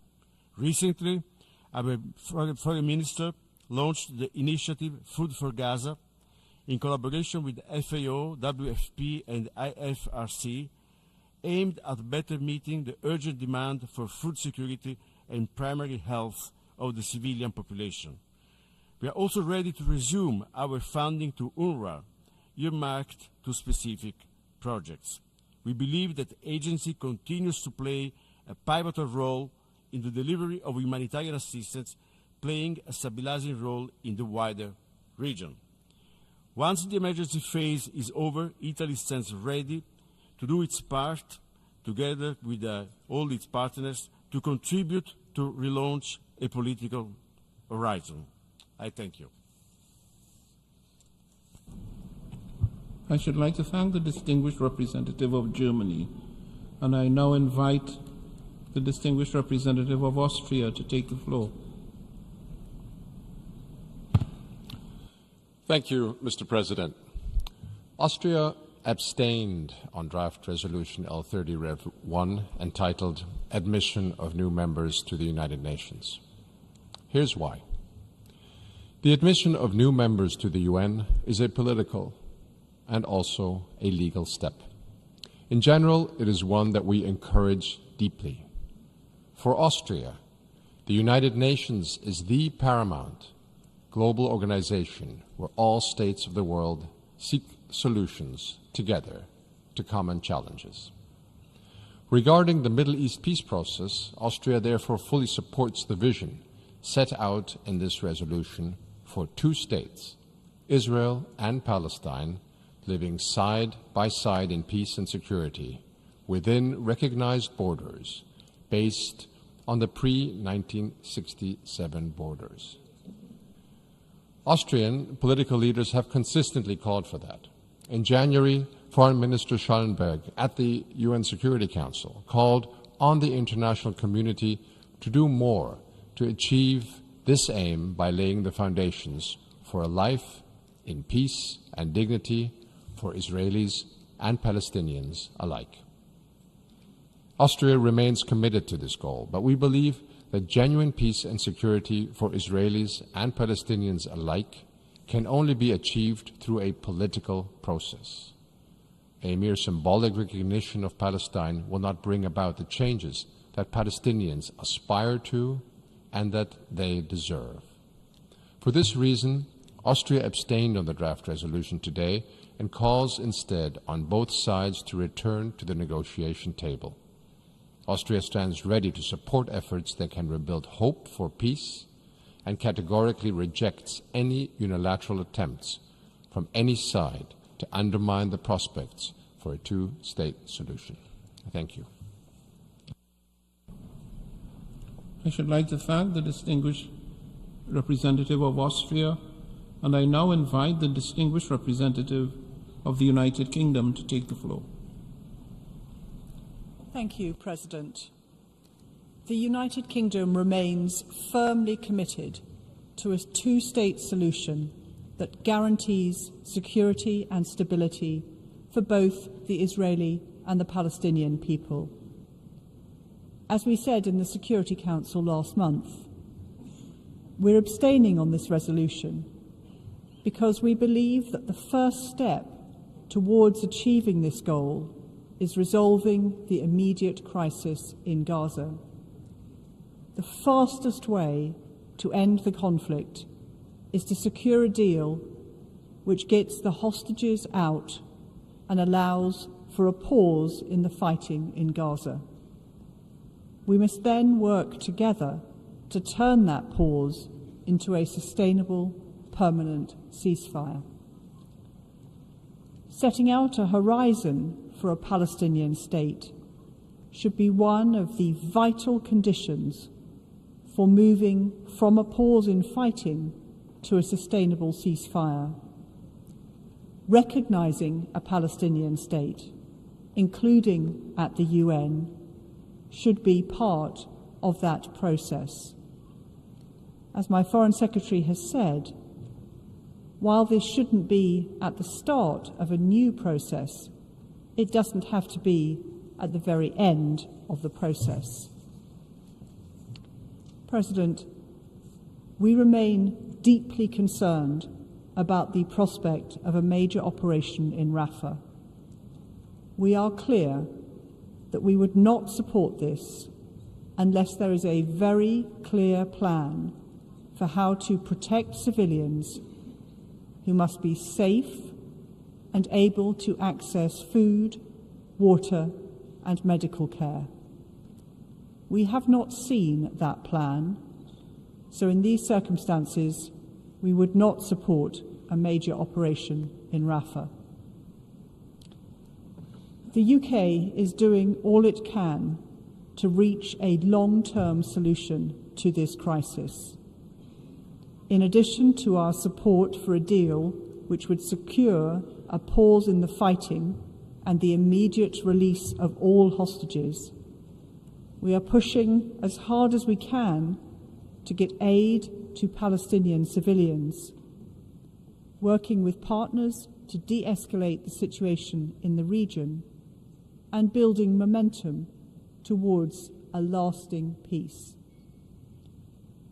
the UK has offered the Palestinian Authority our support as the new Palestinian government implements much-needed reforms. An effective Palestinian Authority is vital for lasting peace and progress towards a two-state solution. And just as the PA must act, so too must Israel. This means releasing frozen funds, halting settlement expansion, and holding to account those responsible for extremist settler violence. Last week, the UK announced a second package of sanctions targeting individuals and groups directly responsible for egregious violence against Palestinian civilians. The Israeli authorities must put a stop to this. President, in conclusion, we will continue to work urgently to bring the Gaza conflict to a sustainable end as quickly as possible, and to build a credible and irreversible pathway towards a two-state solution and lasting peace. I thank you. I should like to thank the distinguished representative of the United Kingdom for his statement, and I now give to the floor the distinguished representative of Iceland. Mr. President, in 2011, Iceland and Palestine established full diplomatic relations after the Icelandic Parliament passed a resolution in support of recognizing the state of Palestine as a sovereign state. Since then, Iceland's position on Palestinian statehood has been clear. Iceland has consistently called for a two-state solution where both Israel and Palestine live side by side in peace and security and mutual recognition. Therefore, we support Palestine's full membership of the United Nations and the call for the Security Council to reconsider the matter favorably. We also call on the Council to do more to live up to its mandate and address the Middle East peace process. This is why we voted in favor of today's resolution. Mr. President, just as Iceland has consistently condemned Hamas's past indiscriminate terrorist attacks, we condemned in the strongest terms the horrific attack on Israel on October the 7th. We continue to call for the immediate and unconditional release of all hostages taken in this most fatal attack on Jews since the Holocaust. In 1947, Iceland's first permanent representative to the United Nations was instrumental in passing Resolution 181, envisioning the formation of independent Arab and Jewish states. Subsequently, Iceland supported Israel's admission to the UN in 1949. Ever since, Iceland has reiterated Israel's clear right to defend itself in line with the UN Charter and international law, including international humanitarian law. We also recognize the legitimate security concerns of Israel. Israel's right to exist is beyond debate. We can never forget the horrors of the Holocaust, which led to the creation of the State of Israel, especially now as we face extreme increase in anti-Semitism. At the same time, we recognize the injustice of Israel's illegal settlements in the West Bank and East Jerusalem and the blockade of Gaza. We once again call on Israel to put an end to this and take action to stop settler violence. Freedom of media also needs to be respected. Mr. President, ultimately international law provides states with rights and obligations. Both are sacred. Iceland expects these two states, Israel and Palestine, to enjoy and respect both. In the past months, the world has witnessed hindered access for humanitarian aid, water and power to Gaza. There have been reports of civilian infrastructure and hospitals being used for purposes that can deprive them of their protection under international humanitarian law. And we have witnessed totally unacceptable losses of the lives of civilians, children, aid and health workers, journalists and UNRWA staff. All of these constitute serious violations of international humanitarian law. The figures are shocking. After 6 months of war, over 35,000 people have died in Gaza. More than 2 million civilians are desperately in need of life-saving aid. Civilian infrastructure is in ruins. And if Israel's large-scale military campaign in Rafah materializes, the situation is bound to get even worse. We therefore urge Israel to halt its operations in Rafah. Iceland condemns all violations of international law, including international humanitarian law. And again, international law provides states with rights and obligations. Both are sacred. We must restore respect for international law, including humanitarian law, which binds all parties to armed conflicts and cannot be derogated from. The civilians in Gaza must be protected in accordance with the legally binding orders issued by the International Court of Justice in The Hague. Security Council resolutions 2712, 2720, and 2748 must be implemented. Mr. President, mindful of how seemingly insurmountable grievances have been overcome during our lifetimes, there is hope for the two states to live side by side in peace. The people of Palestine and Israel deserve to live in peace and security in prosperous and democratic societies. They deserve to live without fear of aggression or terrorist attacks. We therefore call on Israel and Hamas to urgently agree to and implement a sustained ceasefire and commend all efforts to try to bring an agreement to fruition. Today's resolution will not immediately change the situation on the ground, but it recognizes that peace will not be achieved through unilateral means. It calls for more to be done and determines that there is no better path towards peace than the two-state solution. In this context, Mr. President, Palestine should qualify and be welcomed as the 194th UN member state. And I thank you. I should like to thank the distinguished delegate of Iceland for his statement, and I now invite the distinguished delegate of Romania to take the floor. Thank you very much, Mr. President. Mr. President, Romania abstained on the resolution on the admission of new members to the United Nations. Romania has recognized Palestine in 1988, and we remain supportive of the two-state solution as the only option for a just and lasting resolution of the Palestinian-Israeli conflict. In the 36 years since recognizing Palestine, we have been standing by the Palestinian people and provided support throughout the time to the civilians, including during the ongoing crisis. And we will continue to support the Palestinians in line with international law, international humanitarian law. As a long-standing supporter of the Charter, Romania wishes to highlight that admission of a state to UN membership will be, quote, effected by a decision of the General Assembly upon the recommendation of the Security Council, unquote. We are hence of the view that the Security Council needs to consider the matter first and reach a positive recommendation before the General Assembly can decide. We need to preserve the complementarity and sequencing of action between the General Assembly and the Security Council in line with the UN Charter. In our view, the two-state solution remains the only way for bringing just and lasting peace in the Middle East, based on international law, relevant UN Security Council resolutions, the Madrid principles, including Land for Peace, the agreements previously reached by the parties, and the Arab Peace Initiative, with the State of Israel and an independent, democratic, contiguous, sovereign and viable State of Palestine living side by side in peace and security and mutual recognition.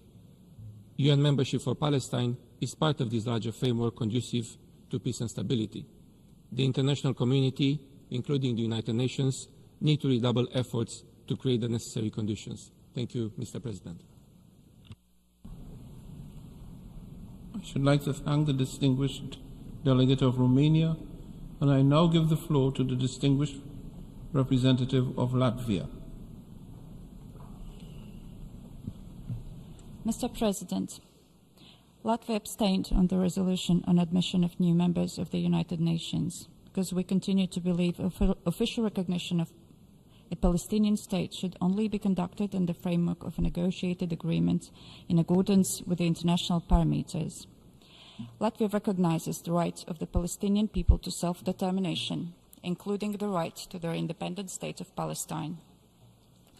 Latvia remains committed to the two-state solution of Israel and Palestine living side by side in peace and security within recognized borders based on the pre-1967 borders to guarantee sustainable peace. Our vote shall not be interpreted as support to the ongoing crisis, including practices that violate international law and international humanitarian law. We fully recognize that more than 34,000 Palestinians have perished, and the remaining residents of Gaza continue to face life-threatening danger as well as humanitarian catastrophe. This crisis must be addressed without delay, ensuring immediate humanitarian pause and sustainable ceasefire, unconditional release of hostages, and the provision of unhindered humanitarian assistance at scale to the Palestinian people to end the suffering now. We thank the Palestinian Mission and other interlocutors for their constructive efforts to improve the text of the resolution to enable the widest possible support among UN member states. Therefore, we call on the Security Council to reconsider the matter on the UN membership of Palestine as soon as possible. To conclude, we believe that this is the time for the international community to redouble efforts towards overcoming the current crisis and reviving the Middle East peace process aimed at achieving the two-state solution.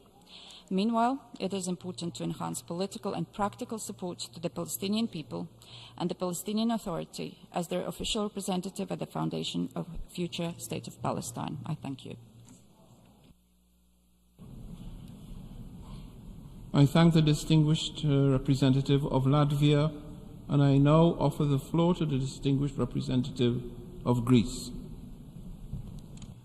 Mr. President, the horrific terrorist attacks against Israel on October 7, 2023, the suffering of innocent civilians both in Israel and Gaza, as well as the wider instability in the Middle East that ensued, reminded us that the price of inaction of the international community is too high. Our positive vote today is in line with our long-standing principled position that the resolution of the Palestinian question should be mutually agreed on the basis of a two-state solution, an independent and viable Palestinian state living side by side with the State of Israel in peace and security in line with relevant UN resolutions. We strongly believe that creating a viable political horizon for the Palestinian people, while also guaranteeing Israel's security, is the best way to end violence and to combat extremist and radical ideologies. We believed that the resolution adopted today can contribute to the creation of the international political environment to achieve these goals. We would like to clarify that the vote of Greece today is without prejudice to the membership of Palestine in the United Nations in accordance with the UN Charter, as well as to its present status in our bilateral relations. I thank you. I should like to thank the distinguished representative of Greece for his statement, and I now invite the distinguished representative of Luxembourg to take the floor. Monsieur le Président, le Luxembourg a voté aujourd'hui en faveur de la résolution présentée par les Émirats arabes unis, par laquelle l'Assemblée générale recommande au Conseil de sécurité de réexaminer favorablement l'admission de l'État de Palestine comme membre des Nations Unies et confère des droits supplémentaires à l'État de Palestine en attendant son admission. En votant en faveur de cette résolution, le Luxembourg a fait un choix clair. Nous avons voté en faveur de la paix et de la solution à deux États. Cette solution est seule à même de répondre aux besoins de sécurité de long terme d'Israël, ainsi qu'aux aspirations légitimes des Palestiniens à un État. Nous remercions la Palestine d'avoir renforcé le langage de la résolution, réaffirmant l'appui de l'Assemblée générale à la solution à deux États, avec Israël et la Palestine vivant côte à côte, en paix et en sécurité, à l'intérieur de frontières reconnues sur la base des frontières d'avant 1967. La résolution que nous venons d'adopter à une très large majorité donne un nouvel élan à tous ceux qui s'engagent pour la paix. Notre ministre des Affaires étrangères se rendra en Israël et en Palestine à la fin du mois pour appuyer ces efforts. Nous saluons les travaux en cours au Conseil de sécurité à l'initiative de la France pour relancer l'action diplomatique en faveur de la solution à deux États. in favor of a two-state solution. Nous espérons que le vote d'aujourd'hui rapproche cet horizon politique. En parallèle, le Luxembourg est en train de se concerter avec ses partenaires européens au sujet de la reconnaissance de l'État de Palestine. Nous voyons cette reconnaissance comme une mesure additionnelle en appui à la solution à deux États. Le vote de ce matin donne aussi une lueur d'espoir à la population civile à Gaza et aux familles des otages. Nous continuons de nous tenir aux côtés de toutes les victimes. Nous réitérons notre appel urgent pour la libération immédiate et inconditionnelle de tous les otages, un cessez-le-feu durable et un plein accès humanitaire. L'Assemblée générale l'a dit clairement dans sa résolution du 12 décembre 2023. Nous remercions la Palestine d'avoir inséré une référence à cette résolution dans la résolution que nous venons d'adopter. Monsieur le Président, la guerre à Gaza et la situation en Cisjordanie, qui est marquée par la poursuite de la politique de colonisation et la violence extrême des colons, démontre plus que jamais la nécessité d'œuvrer à une solution politique au conflit israélo-palestinien. La protection des civils et le respect du droit international et du droit international humanitaire doivent être assurés à tout moment et en tout lieu. Le Luxembourg appelle à la pleine mise en œuvre des résolutions 2712, 2720 et 2728 du Conseil de sécurité. Des résolutions, nous demandons instamment au gouvernement israélien de ne pas lancer d'offensive à Rafah. Comme l'a souligné le secrétaire général, un tel assaut serait une catastrophe qui ferait un nombre incalculable de victimes civiles. Des dizaines de milliers de civils ont été obligés de fuir une fois de plus sans avoir aucun endroit sûr où aller. Les répercussions d'un assaut à Rafah se feraient sentir bien au-delà de la bande de Gaza, en Cisjordanie occupée et dans toute la région. Monsieur le Président, le Luxembourg est consterné par le fait que la famine se répand à Gaza en raison du blocage de l'accès humanitaire. Nous sommes choqués par les informations faisant état de la découverte de charniers aux hôpitaux Nasser et Al-Shifa et d'attaques des forces armées israéliennes ciblant des civils, des écoles, des hôpitaux, des installations des Nations Unies et d'autres infrastructures civiles. Ces attaques font un nombre inconcevable de victimes civiles. Le manque de respect pour les vies civiles est intolérable et les attaques contre les travailleurs humanitaires et les journalistes sont inacceptables. Le Luxembourg rend ici hommage à tous les personnels humanitaires de l'UNRWA, de l'ONU, des ONG et aux journalistes qui ont été tués à Gaza. La redevabilité doit être assurée pour tous les crimes commis. Justice doit être rendue aux victimes. Il convient ici de rappeler que le fait de diriger intentionnellement des attaques contre les acteurs humanitaires et l'utilisation de la famine comme méthode de guerre constituent des crimes de guerre inscrits dans le statut de Rome de la Cour pénale internationale. À cet égard, le Luxembourg condamne dans les termes les plus fermes toute menace et tout acte d'intimidation à l'encontre de la CPI, de son procureur et de l'ensemble de son personnel.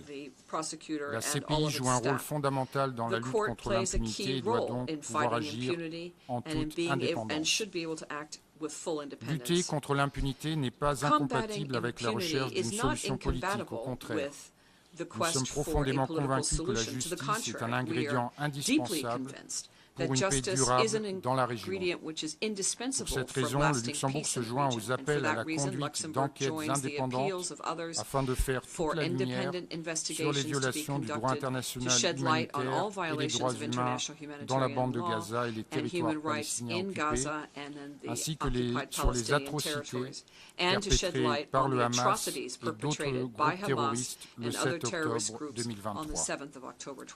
Monsieur le Président, à ce moment critique pour la paix et la sécurité internationale et pour le Moyen-Orient, le Luxembourg réaffirme son plein soutien au secrétaire général Antonio Guterres, aux Nations Unies et au personnel des Nations Unies qui s'engagent sans relâche, avec courage, pour venir en aide aux with populations courage affectées par to le come to the conflit assistance of the israélo-palestinien, peoples who are affected pour by the mettre fin à ce Israeli-Palestinian conflit conflict, to et put pour an end to the prévenir une conflict escalade and to régionale. prevent a regional Nous escalation appelons of the tous les conflict. États membres, We call notamment upon all Israël, member states, à especially s'abstenir Israel, de toute to forme de refrain from représailles, any form of d'intimidation ou de reprisal, dénigrement intimidation, visant les or Nations denigration Unies et son personnel. geared to Je vous the remercie. United Nations and targeting its personnel. Thank you.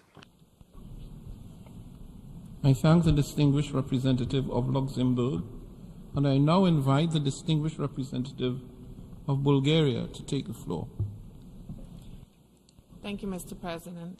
Mr. President, Bulgaria was among the first to recognize the state of Palestine back in 1988. We have consistently supported the legitimate aspirations of the Palestinian people pertaining to their right to self-determination, and we are convinced that the Palestinian people, like all peoples, have the right to a sovereign and independent state which can participate in the multilateral system on an equal footing with all other states in line with the principles of the UN Charter and the International Rules-Based Order. Our commitment to a just and comprehensive resolution of the Israeli-Palestinian conflict based on the two-state solution is firmer than ever. Given the current political context, the resolution just adopted should have been aimed at facilitating in its entirety the achievement of this comprehensive goal. When it comes to the annex, the resolution just adopted contains some elements which need further clarification from the point of view of procedural rules and established practice. Therefore, Bulgaria was not in a position to support the draft and abstained on it. Thank you. I thank the distinguished representative of Bulgaria, and I now invite the distinguished representative of Tunisia to take the floor. شكرا السيد الرئيس. Thank you, Mr. President. صوتت تونس لصالح مشروع القرار تأكيدا لدعمها للحق الشرعي والطبيعي لدولة فلسطين في العضوية الكاملة في منظمة الأمم المتحدة، خاصة وأنها تستجيب لكل مقتضيات هذه العضوية كما وردت في الفقرة الرابعة من الميثاق، ونعتبر هذا الحق جزءا أصيلا من الحق الشرعي للفلسطينيين في تقرير المصير، وحتى تتمكن دولة فلسطين من مواصلة جهودها مع المجموعة الدولية لإنهاء الاحتلال ووضع حد للجرائم وحرب الإبادة وكل ممارسات القمع والتنكيل التي يتعرض لها الشعب الفلسطيني منذ 7 عقود. إن حصول مشروع القرار على تأييد أكثر من ثلثي الدول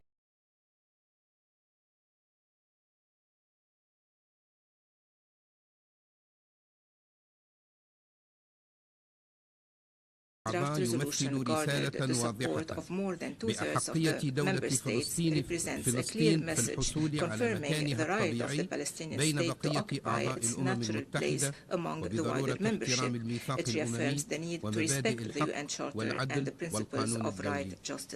سيد الرئيس، تجدد تونس دعمها الثابت والمبدئي لحق الشعب الفلسطيني في استرداد حقوقه المشروعة غير القابلة للتصرف والتي لا تسقط بالتقادم، وفي مقدمتها الحق في تقرير المصير وإقامة دولته المستقلة ذات السيادة الكاملة على كل أرض فلسطين وعاصمتها القدس الشريف. كما تطالب تونس المجموعة الدولية ومجلس الأمن مرة أخرى and the Security Council once again to shoulder their historic, legal and moral responsibilities to put an end to the ongoing massacres against the Palestinian people in Gaza and in the rest of the occupied Palestinian territories, to establish the truth concerning the massacres that were discovered and to stop providing the occupation forces with weapons. These massacres and crimes that have crossed all the lines and which are being perpetrated by the occupation forces, which persist in abusing the Palestinian people and violating their rights amidst an ongoing international silence and a lack of accountability, owing to the special support Israel is receiving in the Security Council. This support emboldened it to ignore international law and UN resolutions.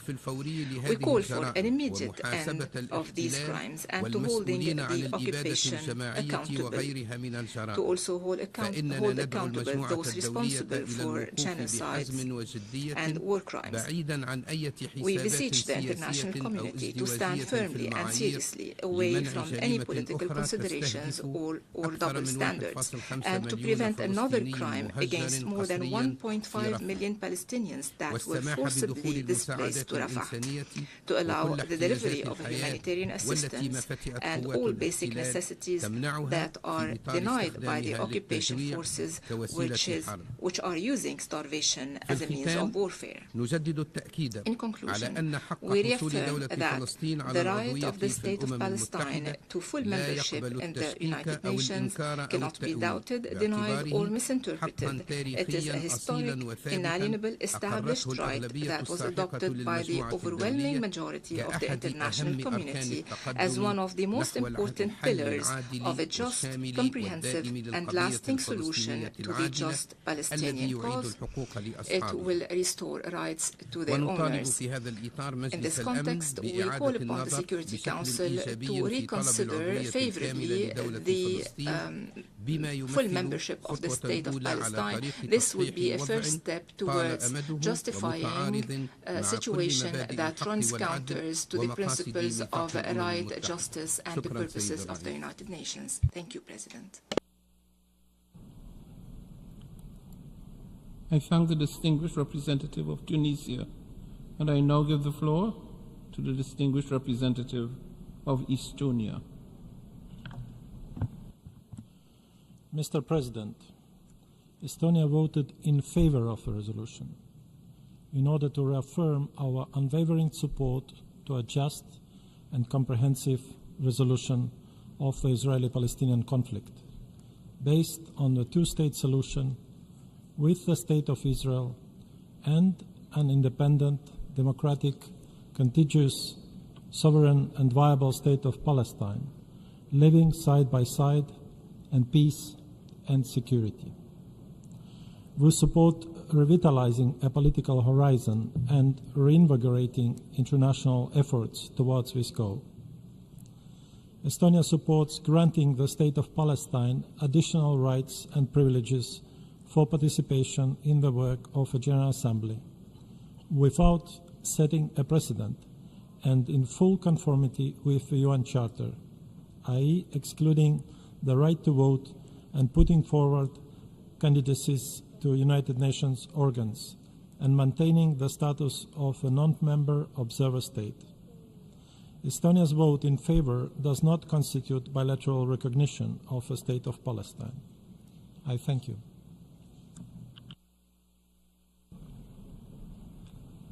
I should like to thank the representative of Estonia, and I now call upon the representative of Cyprus. Thank you, Mr. President. Mr. President, Cyprus has voted in favor of the resolution which was adopted today. At the same time, Cyprus wishes to underline that the adoption of this resolution constitutes an exceptional case and shall not establish any precedent for the future. Cyprus remains unwaveringly committed to the United Nations Charter and international law, which we all have an obligation to uphold and to protect. In this regard, we strongly call on all member states to respect and safeguard adherence to the UN Charter and the exercise of the authority and responsibilities of the UN Security Council, including concerning admission of new members to the United Nations. Cyprus has recognized the State of Palestine since 1988. The Palestinian cause for self-determination should in no way be associated with the heinous acts of the Hamas terrorist group, which does not represent the Palestinian people and which we have on numerous occasions unequivocally condemned. Cyprus remains committed to the goal of a comprehensive, lasting and sustainable peace in the form of a two-state solution as the only viable path to peace and security in the Middle East. Palestinians and Israelis have an equal right to live in safety, dignity and peace. I thank you, Mr. President. I thank the representative of Cyprus, and I now invite the representative of Slovakia to take the floor. Thank you, Mr. President. I'm taking the floor to deliver the explanation of Slovakia's vote on draft resolution L30 Rev 1. Slovakia voted in favor of this draft resolution enhancing the participation rights and privileges of the State of Palestine in the United Nations General Assembly. At the same time, we acknowledge that the way towards the membership of the State of Palestine in the United Nations is through agreements that are reached by the parties and after receiving a positive recommendation of the admission from the UN Security Council. Mr. President, my delegation has voted for this draft resolution with the understanding that the modalities foreseen in the resolution are in accordance with the rules and procedure of the United Nations General Assembly and the United Nations Charter. Our decision was guided by the desire to strengthen the cause of peace between Israelis and Palestinians and our unequivocal support for the two-state solution. I strongly emphasize here that Slovakia opposes any attempt to isolate Israel in the United Nations. Mr. President, as we have indicated on other occasions, we condemned in the most forceful way the atrocious terrorist attacks of Hamas on Israel and recognize the right of Israel to defend itself. In the same strong manner, we deplore all loss of civilian life and reiterate the importance of ensuring protection of all civilians at all times in line with international humanitarian law. The recent cycle of violence in the Middle East presents a stark reminder of the need for the resumption and acceleration of the peace process leading to a two-state solution to the Israeli-Palestinian conflict and sustainable peace in the region. We cannot return to the pre-October 7 status quo. To conclude, I want to say that we are worried about the surging anti-Semitic and Islamophobic incidents in the world since the start of Israel-Hamas war. There is no excuse for anti-Semitism nor for anti-Muslim hatred. Thank you for your attention. I thank the delegate of Slovakia for his statement, and I now invite to the floor the delegate of Poland. Mr. President, Poland understands and has supported the Palestinian people's aspiration for self-determination and statehood for decades. We recognize the Palestinian Declaration of Independence in 1988. We also remain on the side of peace and stability in the Middle East. Both Palestinians and Israelis have lived in fear and suffering for much too long. Mr. President, our country is committed and ready to work tirelessly with the parties and regional and international partners to promote a return to a meaningful diplomatic process leading to a negotiated two-state solution built upon the internationally agreed parameters. The solution which will fulfill the aspiration of both sides. The solution where the State of Israel and independent, democratic, contiguous, sovereign and viable State of Palestine live side by side in peace and security and mutual recognition. In that context, we stress that terrorism aimed at the civilian population is never justified and cannot be tolerated under any circumstances, and that every country has the right to defend itself and its citizens against terrorism in compliance with international law. This is why Poland constantly raises these issues at the UN and all other relevant fora. However, Mr. President, we notice with great concern that the perspective of implementation of the two-state solution seems to be further than ever. Thus, we need to continue supporting Palestinian statehood in accordance with international law. We consider the General Assembly resolution on Palestine's membership in the United Nations as a right and important step in this direction. And this is why we have decided to vote in favor of the document. Mr. President, as a long-standing advocate of the principle of equal rights and self-determination of peoples, as stipulated in the UN Charter, Poland is glad that the adopted document provides additional rights and privileges to the State of Palestine. We perceive this enhanced status as the next step in Palestine's pursuit to a full UN membership in accordance with Article 4 of the UN Charter. We believe that this pursuit is an inalienable right of the Palestinian people. We also believe it is the only realistic way to bring the lasting peace and security that both Palestinians and Israelis fully deserve. And I thank you.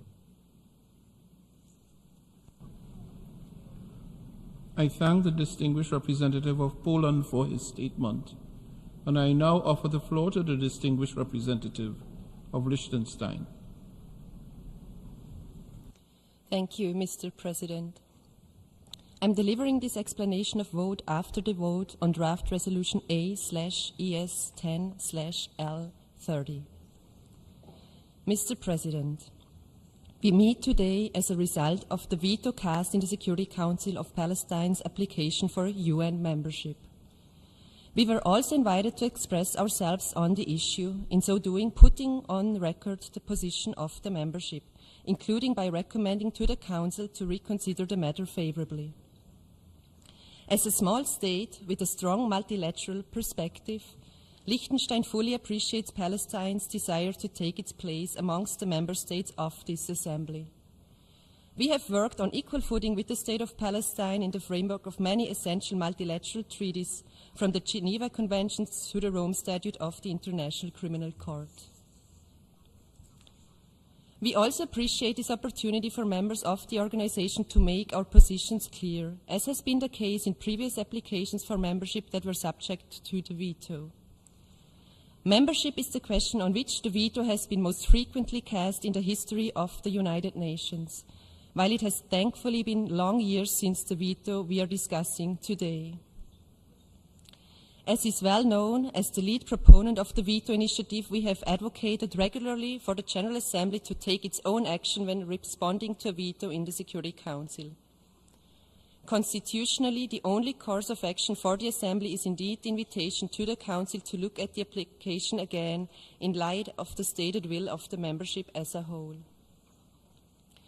Mr. President, I wish to reiterate Liechtenstein's support for the two-state solution as a prerequisite for peace in the entire Middle East region, in line with the relevant resolutions of the Security Council and General Assembly. It was our clear expectation at the time Palestine became a non-member observer state of the General Assembly in 2012 that this decision was made on the understanding that Palestine fulfilled the basic criteria for statehood under international law. Full membership was at the time not seen as politically feasible, and the observer status granted by this assembly was deemed as a reasonable compromise in the circumstances. Instead, the prospect of membership was seen by some as incentivizing the Palestinian Authority to engage in serious and credible negotiations towards a two-state solution. Unfortunately, since the adoption of the resolution confirming Palestine's status as an observer state, we have not seen progress in the negotiations between the parties. Regrettably, and in part due to the lack of a political settlement between the parties that could have built a constituency for peace, the two-state solution is now openly questioned, both by Hamas but also by members of the current Israeli government who have made clear that they will oppose the creation of a Palestinian state of any kind. Instead, it appears that the lack of progress in negotiations and accordingly in the posture of our organization has strengthened these actors by ensuring that the status quo ante from which they benefit remains in place. They have, in turn, increasingly created facts on the ground that make the implementation of the two-state solution much more difficult. Given this dynamic, it is thus neither appropriate nor effective to use the denial of Palestinian membership in this organization as a leverage towards final status negotiations. Mr. President, the membership of the State of Palestine in the United Nations would be an expression of the right of the Palestinian people to self-determination under international law. Its reconsideration by the Security Council in light of the criteria contained in Article 4 of the UN Charter is a necessary step in this regard. The membership would demonstrate our commitment to ensure that the Palestinian people are able to live in a secure, peaceful and dignified manner, side by side with the State of Israel as two states with equal rights as envisaged in Resolution 181 of this Assembly. Mr. President, this is why Liechtenstein has voted in favor of today's resolution. We are grateful to the authors of the text for having accepted revisions to their original text, which makes it clear that the provisions of the resolution are in line with the Charter of the United Nations. We further put on the record our continued condemnation of the terrorist attacks of 7th of October. Today, this Assembly has made an unequivocal statement in support of the two-state solution. I thank you.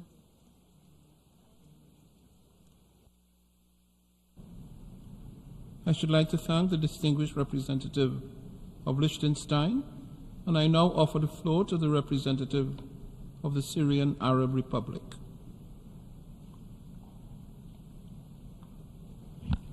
شكرا سيد الرئيس. Thank you, Mr. أشكركم على استئناف الدورة الاستثنائية العاشرة للجمعية العامة والتي تأتي في ظل استمرار المعاناة الإنسانية في قطاع غزة جراء الإبادة الجماعية وجرائم الحرب والجرائم ضد الإنسانية التي ترتكبها سلطات الاحتلال الإسرائيلي بحق الشعب الفلسطيني والتي أدت لاستشهاد ما يزيد عن 35,000 فلسطيني غالبيتهم من النساء والأطفال. لقد لقيت معاناة وآلام الشعب الفلسطيني الرازح تحت الاحتلال تضامنا دوليا واسعا وترافقت بمطالبات قوية بوقف الإبادة التي ترتكبها إسرائيل ومنح الفلسطينيين حقوقهم المشروعة التي أكدت عليها مبادئ منظمتنا وقراراتها ذات الصلة. لقد صوتت بلادي سوريا مع أكثر من 140 دولة لصالح القرار الذي اعتمدته الجمعية العامة قبل قليل، وذلك لمطالبة مجلس الأمن بإعادة النظر في طلب فلسطين الحصول على العضوية الكاملة في الأمم المتحدة واعتماد توصية داعمة لذلك بما ينصف الشعب الفلسطيني الرازح تحت الاحتلال. السيد الرئيس، إن منح فلسطين العضوية الكاملة في الأمم المتحدة هو تكريس لمبادئ القانون الدولي وأحكام ميثاق الأمم المتحدة وإحقاقا للحقوق واعترافا بحق شرعي راسخ وغير قابل للتصرف للشعب الفلسطيني. إن تصويت غالبية الدول الأعضاء قبل قليل لصالح القرار يبرز بوضوح دعوتها لرفع الظلم الذي تعرض له الشعب الفلسطيني على مدى ما يقارب 8 عقود، ولن تفلح أكاذيب وادعاءات واستعراضات ممثل الاحتلال الإسرائيلي في تغيير تلك الحقيقة. تؤكد سوريا أن عرقلة الولايات المتحدة الأمريكية وعدد من حلفائها إقامة الدولة الفلسطينية المستقلة ذات السيادة على التراب الفلسطيني واستخدامها الفيتو في المرة الماضية ضد نيلها العضوية لن يسهم إلا في إطالة أمد حالة عدم الأمن والاستقرار التي أوجدها الاحتلال الإسرائيلي لأراضي عدد من الدول العربية في فلسطين وسوريا ولبنان. وتؤكد سوريا أن تصويتها لصالح القرار يأتي كتعبير عن موقفها الثابت والداعم بقوة للشعب الفلسطيني وحقوقه المشروعة، ولا يعني بأي حال من الأحوال الاعتراف بإسرائيل أو نفي صفة الاحتلال عنها. في هذا السياق تجدد بلادي مطالبتها بوضع قرارات الأمم المتحدة ذات الصلة موضع التنفيذ لإنهاء الاحتلال وضمان الانسحاب الإسرائيلي الكامل من الأراضي العربية المحتلة بما فيها الجولان السوري المحتل حتى خط الرابع من حزيران لعام 1967. السيد الرئيس، تدين سوريا بأشد العبارات العدوان الإسرائيلي الهمجي المتواصل ضد الشعب الفلسطيني الشقيق وما يرافقه من اعتداءات متكررة على الأراضي السورية وعلى أهلنا في الجولان السوري المحتل، وتطالب بوضع حد لتلك الاعتداءات. كما تدين سوريا أيضا الدعم اللامحدود الذي توفره بعض الدول الغربية وفي مقدمتها الولايات المتحدة الأمريكية لما ترتكبه إسرائيل من انتهاكات وجرائم واعتداءات في فلسطين وسوريا ولبنان ومنعها مجلس الأمن من النهوض بمسؤولياته لحفظ السلم والأمن الدوليين، وهو الأمر الذي يؤكد هذا الدعم الغربي لإسرائيل وحفنا من الدول الغربية لإسرائيل يؤكد النفاق وازدواجية المعايير في التعامل مع قضايا حقوق الإنسان ومع قضايا حفظ السلم والأمن الدوليين ومع القيم والمبادئ النبيلة التي يتضمنها ميثاق الأمم المتحدة. تؤكد سوريا مجددا وقوفها إلى جانب الشعب الفلسطيني الشقيق في نضاله لتحرير أرضه المحتلة، وتشدد على ضرورة الوقف الفوري للعدوان الإسرائيلي وتقديم الدعم الإنساني العاجل لأهالي غزة ومنع تهجيرهم قسرا، وتحذر من مخاطر اجتياح رفح التي تمثل الملاذ الأخير لأهالي غزة، وتشدد بلادي على ضرورة مساءلة مجرمي الحرب الإسرائيليين عن جرائمهم وضمان عدم إفلاتهم من العقاب. شكرا سيد الرئيس.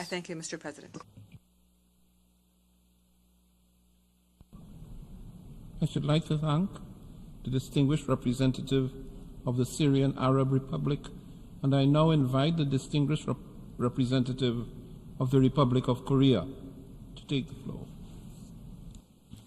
Thank you, Mr. President. With the adoption of today's resolution, Palestine has been granted additional methods of participation in the UN General Assembly as a non-member observer.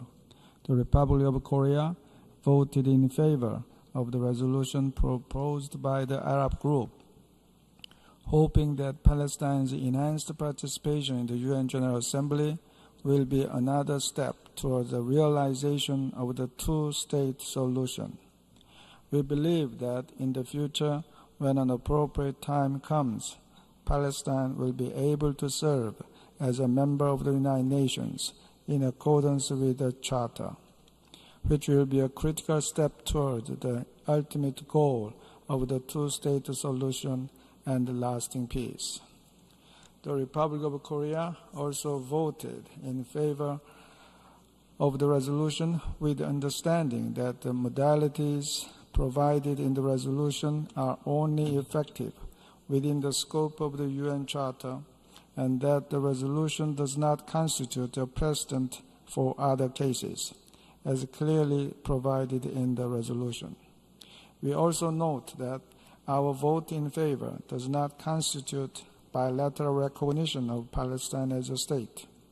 At a future time that is most conducive to the resolution of the conflict, the Republic of Korea will consider this important matter.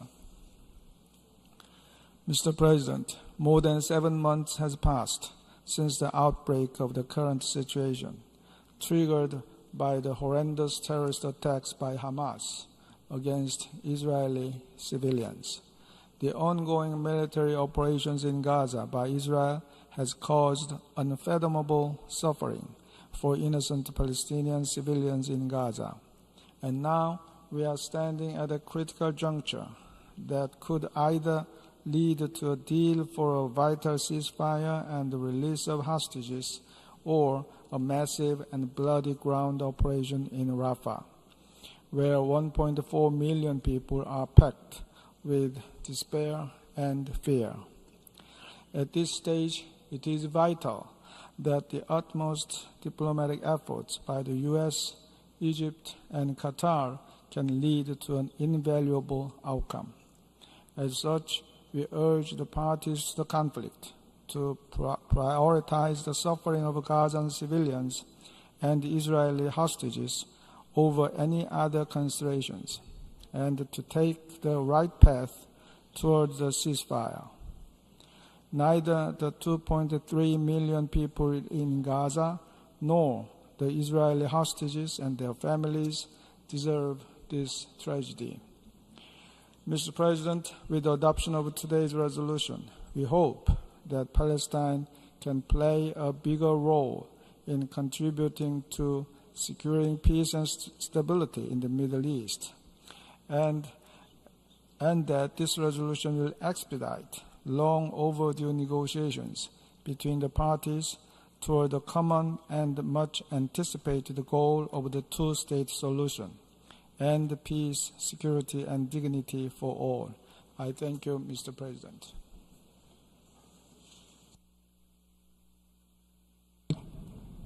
I should like to thank the distinguished representative of the Republic of Korea. We have heard the last... I now offer the floor to the distinguished representative of Switzerland. Merci, Monsieur le Président. La Suisse s'est abstenue sur ce projet de résolution par cohérence avec sa position de vote du 18 avril dernier au Conseil de sécurité sur la résolution proposant l'admission de la Palestine comme État membre à part entière des Nations Unies. Nous avions estimé qu'au vu de la grande instabilité prévalant dans la région, cette étape n'était pas encore propice à une détente de la situation. Sans nous y opposer, nous estimons préférable de considérer l'admission de la Palestine en tant que membre à part entière des Nations Unies à un moment où une telle mesure s'insérera dans la logique d'une paix émergente. Telle admission devra cependant suivre les procédures consacrées par la Charte en tenant compte du rôle du Conseil de sécurité sur la base d'une décision de l'ensemble de ses membres forgée sur leur appréciation commune. Or, à nos yeux, trop d'éléments inclus dans la résolution soumise au vote de l'Assemblée générale aujourd'hui préjugent de l'avis que devront fournir le moment venu les membres du comité d'admission de nouveaux membres conformément à la Charte. La Suisse, en revanche, reconnaît que l'État observateur de Palestine et ses représentantes et représentants à New York témoignent des qualités nécessaires à honorer le statut rehaussé auquel ils aspirent au sein de l'Assemblée générale. Notre abstention ne porte donc aucunement sur les prérogatives décrites dans l'annexe à cette résolution.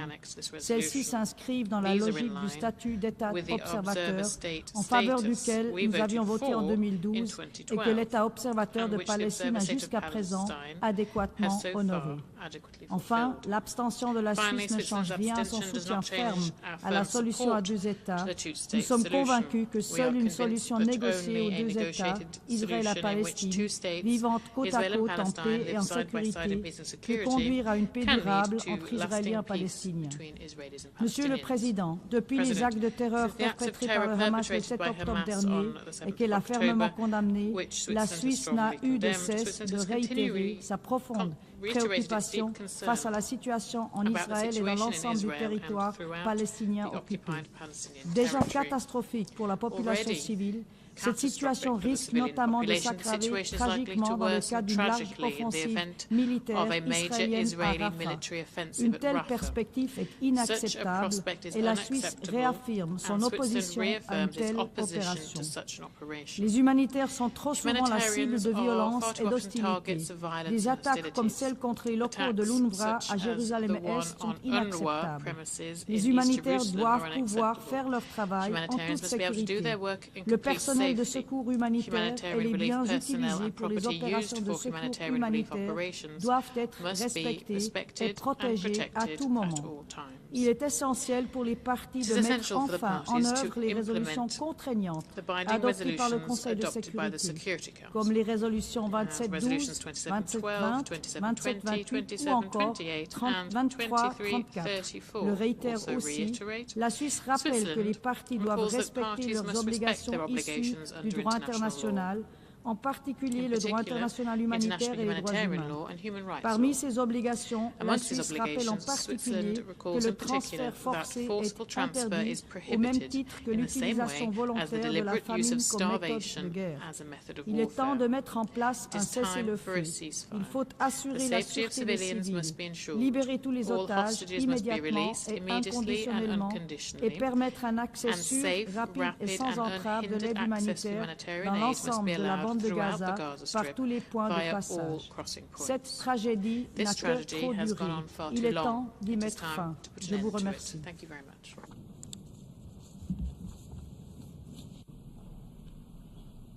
I should like to thank the distinguished representative of Switzerland for his statement. We have heard the last speaker in explanation of vote after the vote for this meeting. We shall hear the remaining speakers in explanation of vote after the vote this afternoon at 3 p.m. in this hall, to be followed by the resumption of the debate on agenda item 5. The meeting is adjourned.